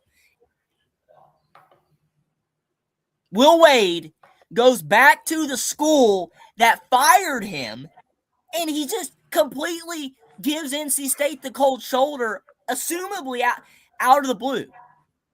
Because according to the AD, he said that he had no inkling that Will Wade was going to do this at all. He did not know anything of this. He did not know that Will Wade was leaving. And he even said, like, they were prepared to give him whatever he needed, possibly give him extensions in the future, all that type of stuff. I don't know, man. It's just, I'm sorry, but there's no other word that you can describe it but slimy. It's just bad. It makes him look bad. And the fact that you're going to go back to the school that fired you, there's something wrong with that. Like, I don't know how to even quantify it, but there's just something wrong with that. It's not okay. Like, it makes no sense.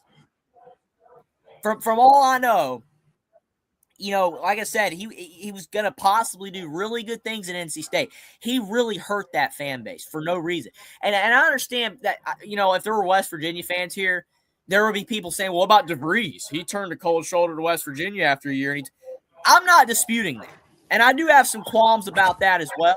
I do. Like, that was not the greatest thing with DeVries and Indiana and all that. He was only in West Virginia for a year, and he also made it seem like he was going to be there for the long haul and all that kind of crap, and maybe actually held his son for playing. I don't know. That's not the greatest thing here. There's one difference, though. The biggest difference is that Will Wade went back to the school he got fired from. DeVries has never been in Indiana before. Like, Indiana didn't rehire Kelvin Sampson, all right? Like, Indiana didn't rehire Bobby Knight. They didn't do that. LSU this is like a one-of-a-kind thing here. There's just a whole other level of suckage that this is. It is just that bad. Like, maybe I'm overblowing it. Maybe I should just blow it over. Like LSU, you do you. You're a great school. Getting the Lanes and the Will Wades of the world, you're fine. You're a good program. But I can't. That's trash. Like, is this hire good for LSU? Probably. Because no one gets in trouble for cheating no more. So you know what? It's probably an A- hire. But ethically, this is an F. This sucks. It's horrible. I feel bad for NC State fans, even though I'm not an NC State fan, because I've been hearing about it. Oh, boy, I've been hearing about it. Darn you, LSU, for making me hear about it. There you go, for hearing about it, because I'm tired of hearing about it. NC State fans want this man something I can't say on air. So, way to go. You're not likable anymore, Will Wade. No one likes you. You're a horrible, unlikable human being now by 99% of the planet, which is not something you want. That's not something you want, man. Lane almost brought it back. Will Wade was bringing it back, and they just destroyed it. all because they went to LSU. They both did the same thing, and I hope they're happy with themselves. And it's going to suck if they do good because then everybody's going to be, well, see, they paid off. You don't want it to pay off. You don't want stuff like this to pay off. You shouldn't want stuff like this to pay off. I'm done. It sucks. Everything about this is just trash. So here's the thing. I'll give my say on this because Jeffrey said just about everything there is to say. But it's one thing, I like to look at things like this. So it's kind of like in life when you get married to somebody, you go through the honeymoon stage, right? And then you get dumped out, right? That's kind of what that was. But see, here's the thing. I think Will Wade always loved LSU. I think he did. I think he always knew he wanted to be there. But he was just like, but here's the thing though. Like anything else, the marriage went sour. So he was like, you know what?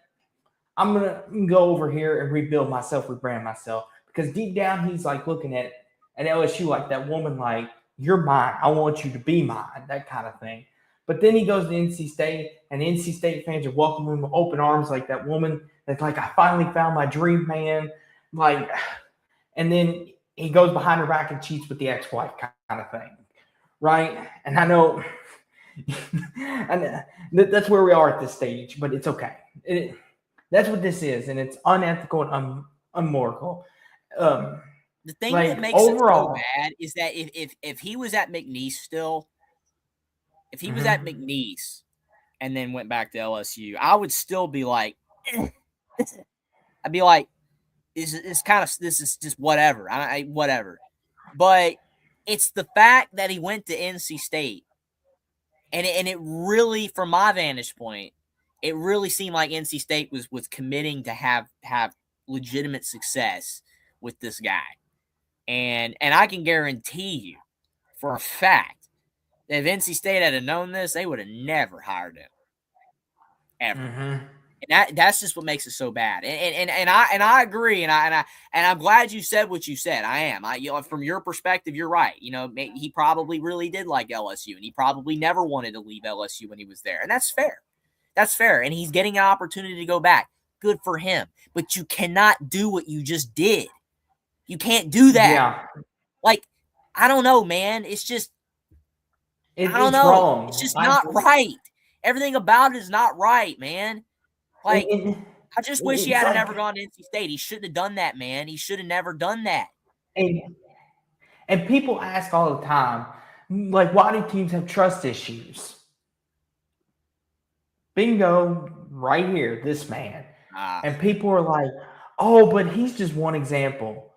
Lane Kiffman's calling. And it makes it worse that LSU just did it with Lane. That's what makes it worse. You've got two coaches. Like, some programs have like one unlikable coach that like no one likes, and then the other one's just like, okay, whatever. Like, oh, no one likes Dan Hurley, but nobody talks about UConn's football coach. Or, nobody liked Bobby Knight back in the 80s and 90s, which he was kind of cool, but he has some issues too, I get. But whatever.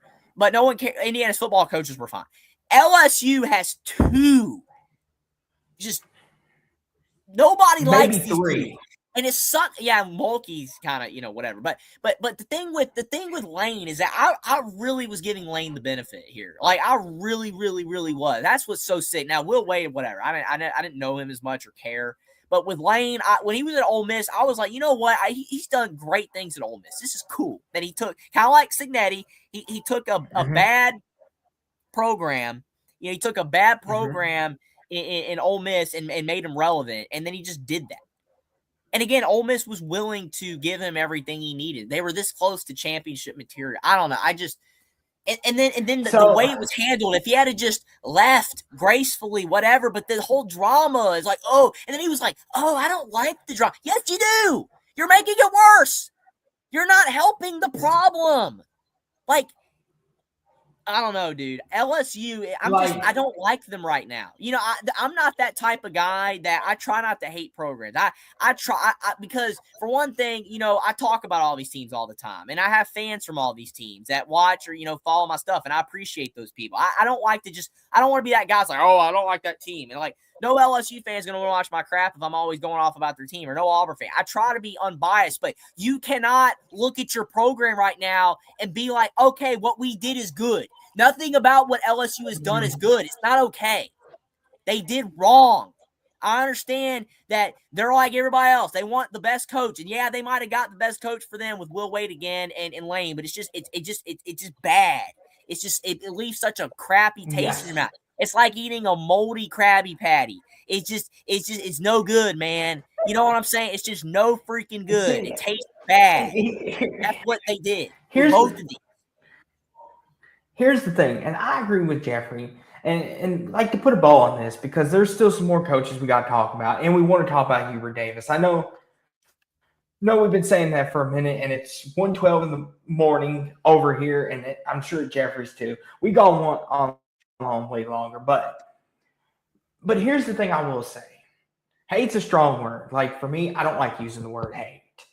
Like, because that means you despise them. I don't despise anybody, but here's the thing, though. I'm starting to be like Jeffrey. I'm starting to dislike LSU.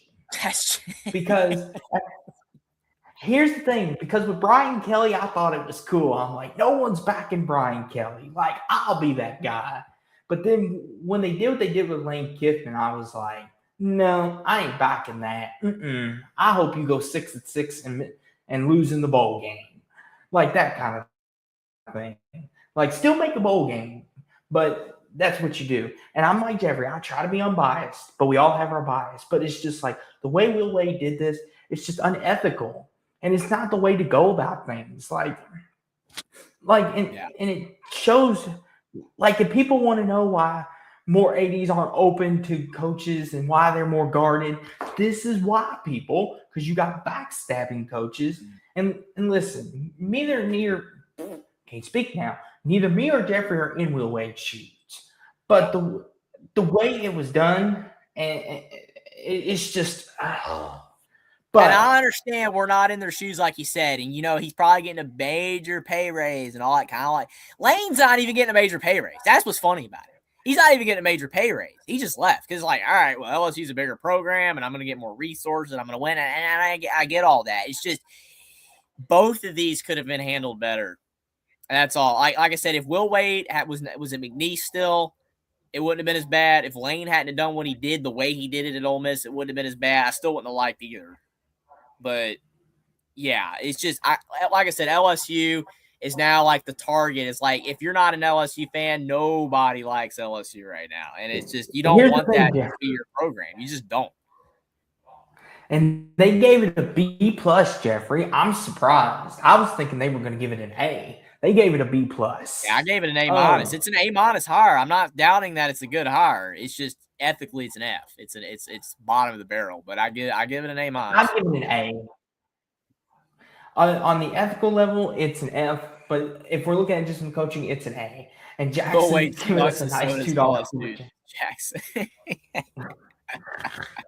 I love Jackson. This is what Jackson is. Justin Gainey at NC State. Speaking of NC State, this, Jeffrey, might be the sleeper hire of the offseason.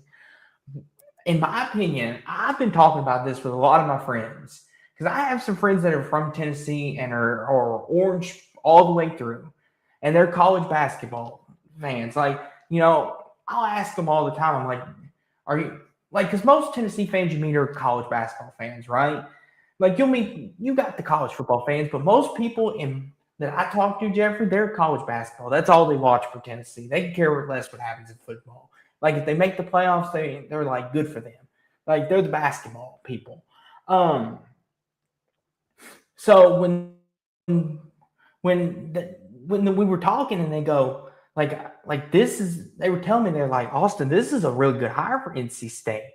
Like, not a lot of people know about him, but like, he's going to be really good. They were like upset that he left because they thought he would take over one day for Rick Barnes. And I'm like, okay. Like, and for me, it's just like, it's cool to see these coaches get these chances chances. And it's just like, and what better player, not player, slurred over my words now. Here we go.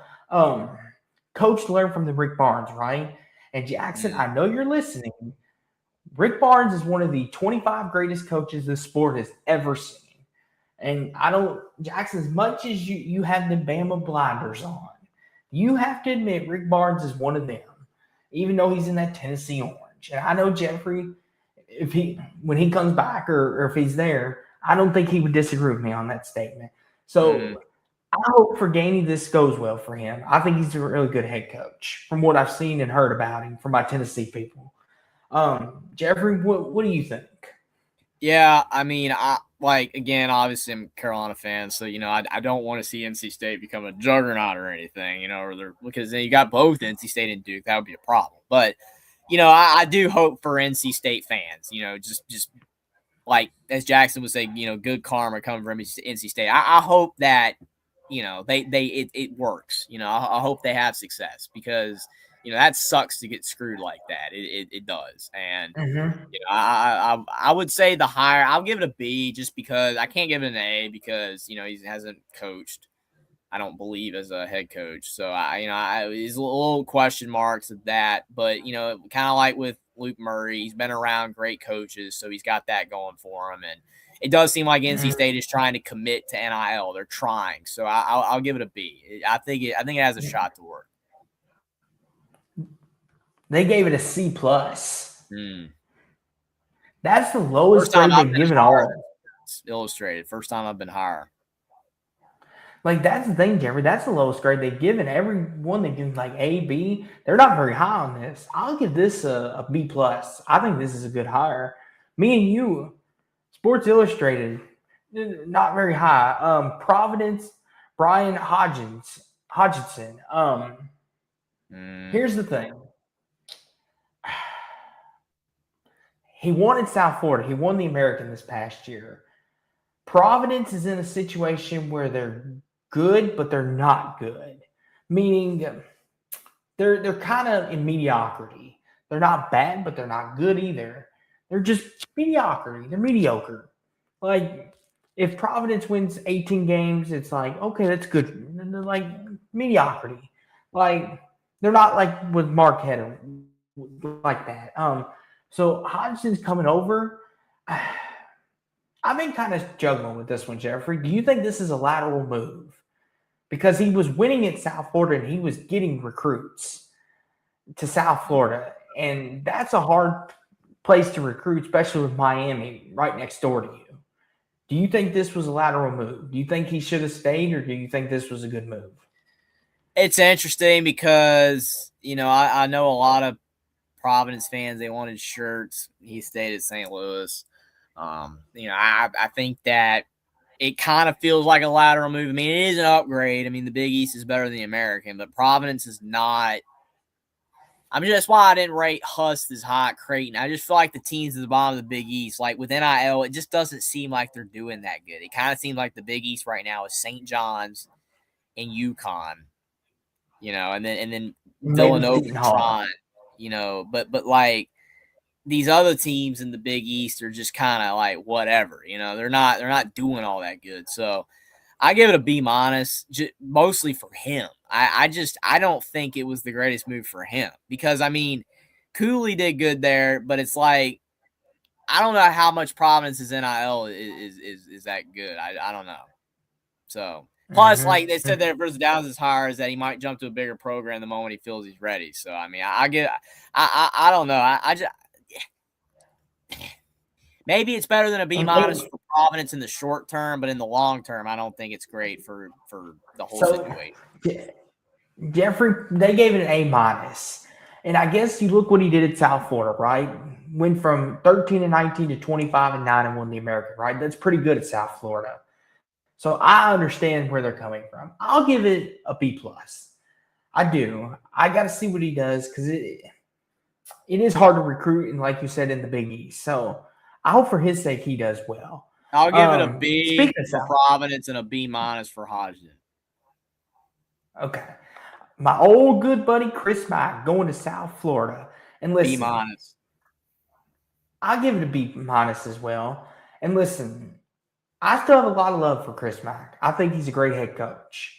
I really do. I know a lot of people are sold out on him. They're like, nope, Chris Mack, There's Will but he again. still went.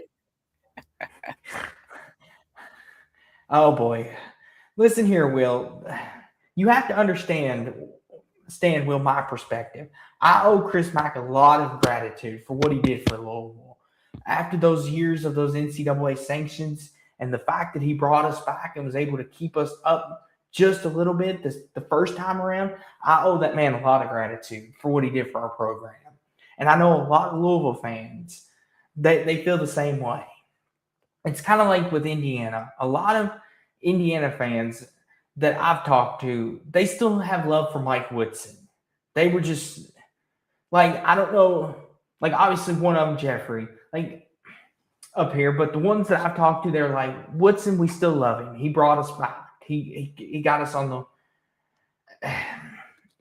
right track. Now, Jeffrey may feel different. He might be like, Woodson sucked. Like, I don't care about that, but I won't speak for him. But for the ones I've talked to, they still got a lot of love for Woodson.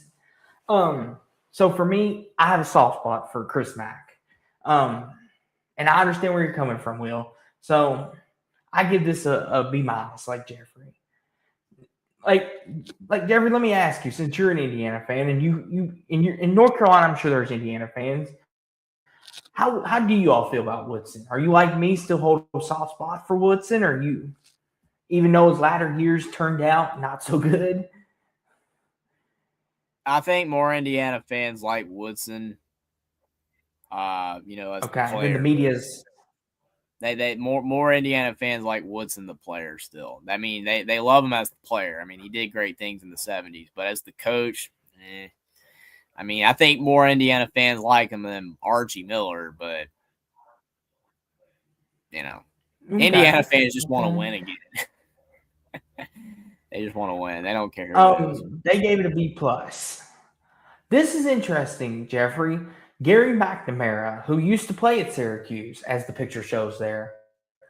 This is interesting because Syracuse has got the NIL money. They can compete if they really put their foot forward. Because they can get the NIL money being in New York. They had Carmelo's son this past year.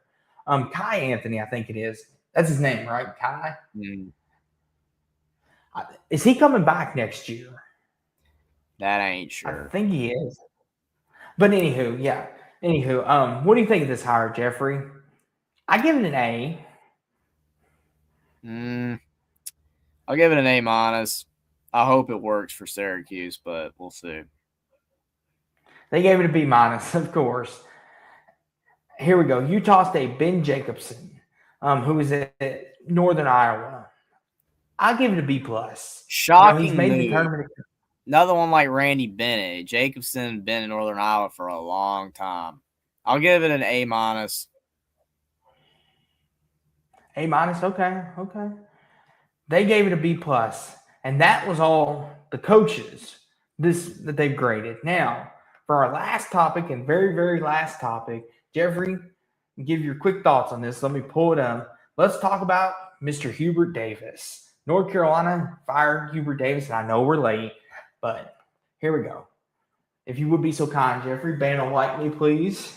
There we go. Breaking news. Not so breaking now, but breaking news. Hubert Davis fired. I mean, I can't say I was. Go ahead. I want to set the table because you are a North Carolina fan. You could speak to this more than I can. First off, did you want Hubert Davis fired? And second, do you think the move was necessary going forward to do this? The thing with me is that, I can't that I was like stubborn, like some people get stubborn and you really want the coach to stay. I wasn't like you guys, like everybody that I know, like, Will was telling me, Jackson, after the loss to VCU, you guys and everybody in chat was talking about like, oh, Hubert Davis has got to go. And then read comments on Twitter, most North Carolina fans like Hubert Davis has got to go. And I was kind of mixed because on the one hand, I get Carolina is not as good as they were, with Roy Williams by a long shot. Outside of the 1 year they went to the national championship game, which a lot of people chalk up as a fluke now. There was a lot of underwhelming. That lost to Alabama in the Sweet 16. I live streamed that game. Alabama should have lost. Carolina should have won that game, but they lost. And then a lot of underperformance the rest of it. He still won around 70% of his games. So I was kind of on the fence. I wasn't fully like he's got to go. I mean, he had some good players coming in still. Caleb Wilson getting hurt's not his fault. They wouldn't have lost to VCU if he was. So, I mean, there's a lot in defense of him. But then on the other hand, it's like Carolina's a blue blood. You can kind of see, like, if we keep going this route, like Indiana keeping Woodson that final year, you missed out on Dusty May. And Carolina sees, you've got Tommy Lloyd maybe. You got Billy Donovan. You've got all these guys that are possibilities. It's like, we got to move now or we're going to keep slipping and we're going to maybe become an Indiana or a Nebraska football. I get that. But it's like, I mean, to me, like, Carolina is not even horrible. But again, it's about being elite. They want to be elite. But that's why, like, this move only makes sense is if your next hire is good, because how many programs have we seen fire a coach that was doing all right and then it gets worse? Bo Pelini at Nebraska, Gus Malzahn at Auburn. So many teams fire a coach that's not doing bad. Hubert Davis wasn't doing bad. And it's not like the recruiting had been dropped. They were still recruiting well. They literally just got Wingo. They got all these profile guys coming in still. It's not like the recruiting was drying up. So I don't fully agree with it. I do, but I don't. I more was kind of 50-50 versus everybody else. It was just like, get them out of here. If they get a Tommy Lloyd or they get a Billy Donovan, if they get Billy Donovan, then okay, I understand it. If you get Billy Donovan, I understand getting rid of Hubert Davis. But if you don't get Billy Donovan and you just get some dude that's like whatever, then I'm going to be like, why? Why was this necessary? You got to get Billy Donovan. You got to get that big name. If not, then they shouldn't have fired him. So my take on this being a good move is who they hire, which they haven't announced yet. Okay. I want to give my perspective on this as a neutral, being in the ACC with you guys, and having some say in this. I feel like with Hubert Davis, he had some really good wins. Obviously beating Duke, going to the national title game. And I understand there was a lot of letdown. The year y'all lost to Bama in the Sweet 16, meaning North Carolina on this case. The year that y'all had everyone back. This past year. I feel like, Jeffrey, if this was any other program, this would not be a discussion. We would not be here right now. But the fact that it is North Carolina and they are the bluest of blue bloods, they expect to win Final Fours, national titles, no exceptions. Like, that's the thing. And like you said, Hubert Davis, I think, is a good head coach. I've seen some people say, oh, he's a bad head coach that inherited Roy Williams teams. That's not necessarily true. Like, these past couple teams have all been his, and they've been some good teams, right? And if Caleb Wilson wasn't hurt, they might have done a little something in the tournament. But like you said, this all comes down to who you hire next. And some of the names, Jeffrey, I've heard so far. I've heard Tommy Lloyd, Billy Donovan. I've heard Nate Oates' name thrown in there. I've even heard, Jeffrey, some people say Dan Hurley, Todd Golden. I've heard some people say Jay Wright's going to come out of retirement and take the job, which, listen, if Jay Wright comes out of retirement, it's not going to be to take the North Carolina job. It'll be to take the Villanova job only. But he's not coming out of retirement, so let that go. That horse is dead and buried. He's not coming back. And I've heard rumors, Jeffrey. They were talking about it the other night on the show. Bruce Pearl. I heard they were talking about, oh, Bruce Pearl's going to take the job. And I'm like, no, he's not. Bruce Pearl's not going to take the North Carolina job. Not it. And it's just like, that's the thing. Like, be honest with me, Jeffrey. Out of everybody that we've named, who would you like to take the job? Like, For me, I would like to see someone like a Billy Donovan come back, or maybe Honestly, I kind um, of want to see Billy Donovan. I ain't gonna lie. okay. I mean, I like was Tommy Lloyd. Tommy Lloyd would be fine, but Tommy Lloyd that would irritate people. Like Billy Donovan's that's like a win-win. It's not gonna irritate anybody. Like no one's gonna be mad because like he's in the NBA. Like he can't make anybody mad, which I understand. Like who cares? Like oh LSU doesn't care, right? I mean it doesn't matter, but like you know what I'm saying? Like Tommy Lloyd, like that would frustrate a lot of people. Not like Will Wade or Lane, but I mean, Todd Golden, Dusty May. I've seen people throw on Todd Golden. I'm like, really? I mean, here's the thing, Jeffrey. Like Nate Oates isn't happening. He's not happening. Well, here's the thing. I've heard Nate Oates tied to a lot of NBA jobs. Then this came out earlier today that a lot of GMs and owners are going to pursue Nate Oates in the NBA, which I don't know if he'll take any of the jobs. We'll have to see what comes open, but we'll see on that. But as far as North Carolina goes, be honest with me, Jeffrey. If you wake up tomorrow morning and see someone like a Bruce Pearl, what would be your first reaction? I would be like, I mean, Bruce Pearl is not the most likable guy in the world. Okay. I mean, I don't dislike him as much as some people do, but he's not the most likable person in the world. And I understand likability isn't, like a lot of people don't like Cignetti, which I don't get. I mean, Cignetti's kind of like, he's goated, but whatever. I mean, but again, like I think Bruce Pearl is not the most likable guy. You kind of don't want somebody that's not like that unlikable. I understand as long as he wins, it don't matter. Like Dan Hurley's not very likable, but Dan Hurley's almost so unlikable that he's likable, and that's what's just insane. But I don't know. I would rather see Billy Donovan than Bruce Pearl, which Bruce Pearl wouldn't happen, but I'd rather see Billy Donovan. So, Jeffrey, there's two names I want to mention. TJ Aussenberger and Mark Boyd from Vanderbilt and Iowa State. I've seen those names out there. I would be fine with either of those. Honestly, I'd be fine with either of those. I actually thought Byington was very possible at Vanderbilt, but I mean, it seems like they've trended away from that one. That doesn't mean it ain't gonna happen. But like early in the search, like right after he got fired, like he was like a name that was everywhere. Now it's like they keep talking about Donovan. But if Byington was announced tomorrow or Otzelberger, I'd be fine with it. I would not be upset with it at all. So here's another one, Jeffrey. Grant McCasland. I've seen that name a couple times as maybe an under the radar. I'd be upset about it. I'd be a little more head scratching than Otzelberger and buying, especially Otzelberger. Okay. Otzelberger's like got a lot of proof of success, but it wouldn't be. I don't think people would be upset about it. No, but I think most Carolina fans want Donovan. A lot of people I've talked to, they want Donovan. Billy, I've seen a couple. Jeffrey, like people I've talked to, they said, how about Michael Malone, the former Nuggets head coach? Like he's always talked about wanting to coach college. What do you think? He's an NBA champion. Would that be something, Jeffrey, that would intrigue you all down there? Yeah, it would intrigue me.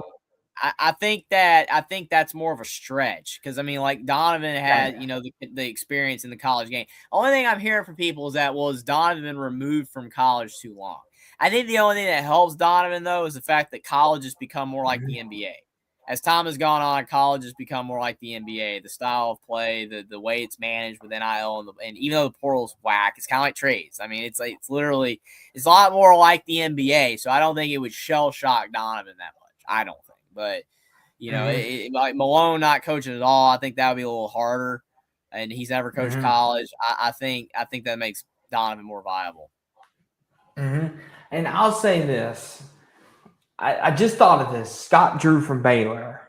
I don't think that would be one, but that's the one I come up with off the top of my head. The only way you can see it is if Scott Drew thinks his time at Baylor's dried up, but I don't see it. I think this was a blip in the radar. I think this was just an off year. Okay. I think some players didn't work out. I think he'll be fine. I think he'll stay at Baylor. Okay. So overall, though, Jeffrey, since you're the Carolina guy, give me your 3 head coaches. And then we'll end it for the night. Who would you like to see? Your 3 head coaches. I would go Donovan. Okay. Then And make them realistic. Don't say something like Rick Pitino or something. Don't be that No, person. definitely not. I would go Donovan, then probably Otzelberger, Byington. Okay. For me, I would probably say Ausenberger. I'd love to see a Nate Oates.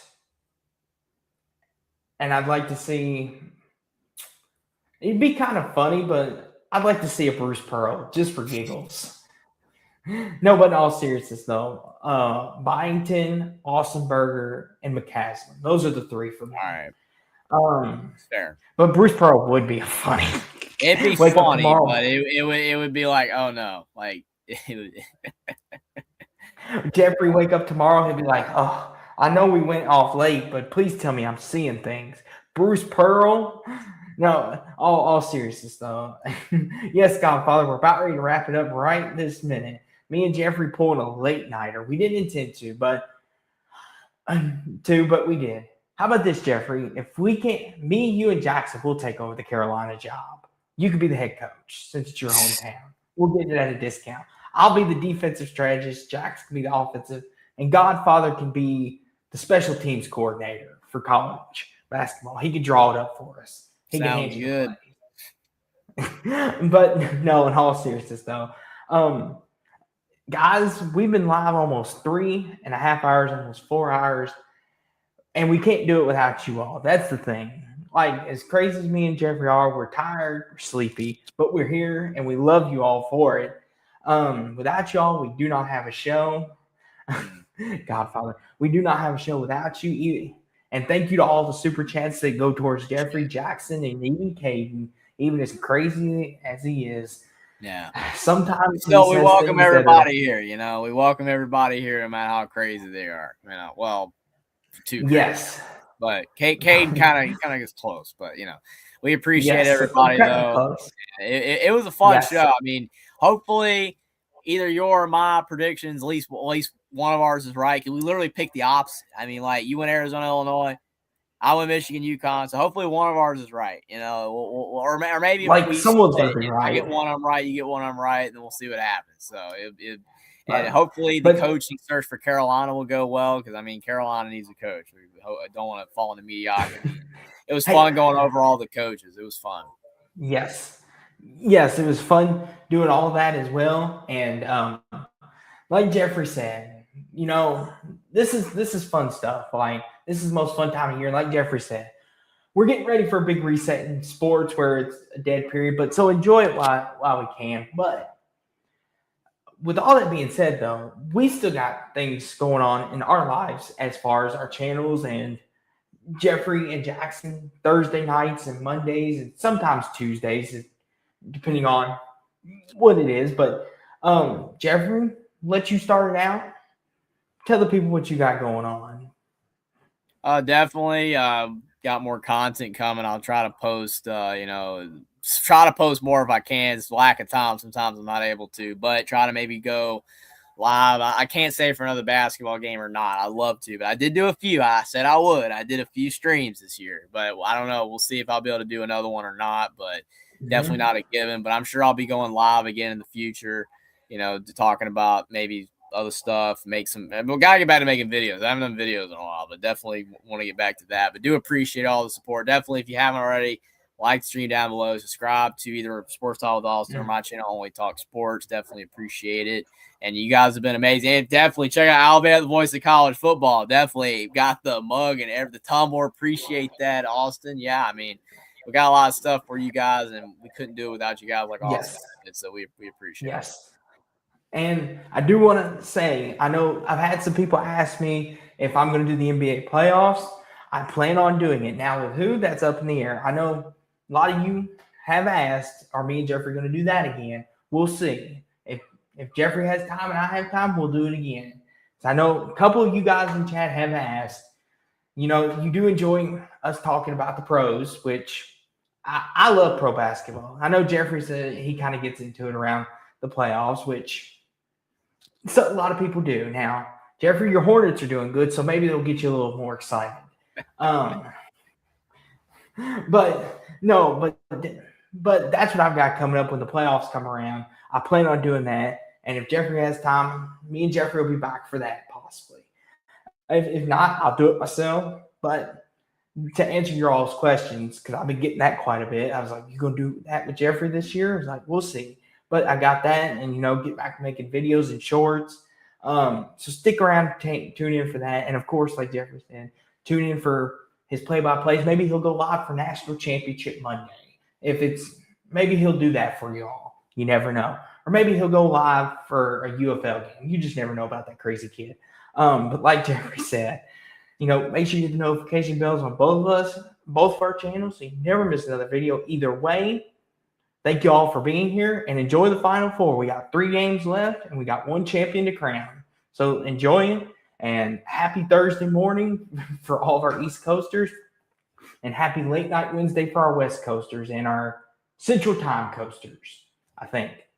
I never majored in geography, but thank you all for being here, and we will catch you when we catch you on the flippity flip flop. Okay, we'll catch you on the other side. We appreciate it, everybody. Definitely hope everyone has a great night, and definitely enjoy March Madness while we got it.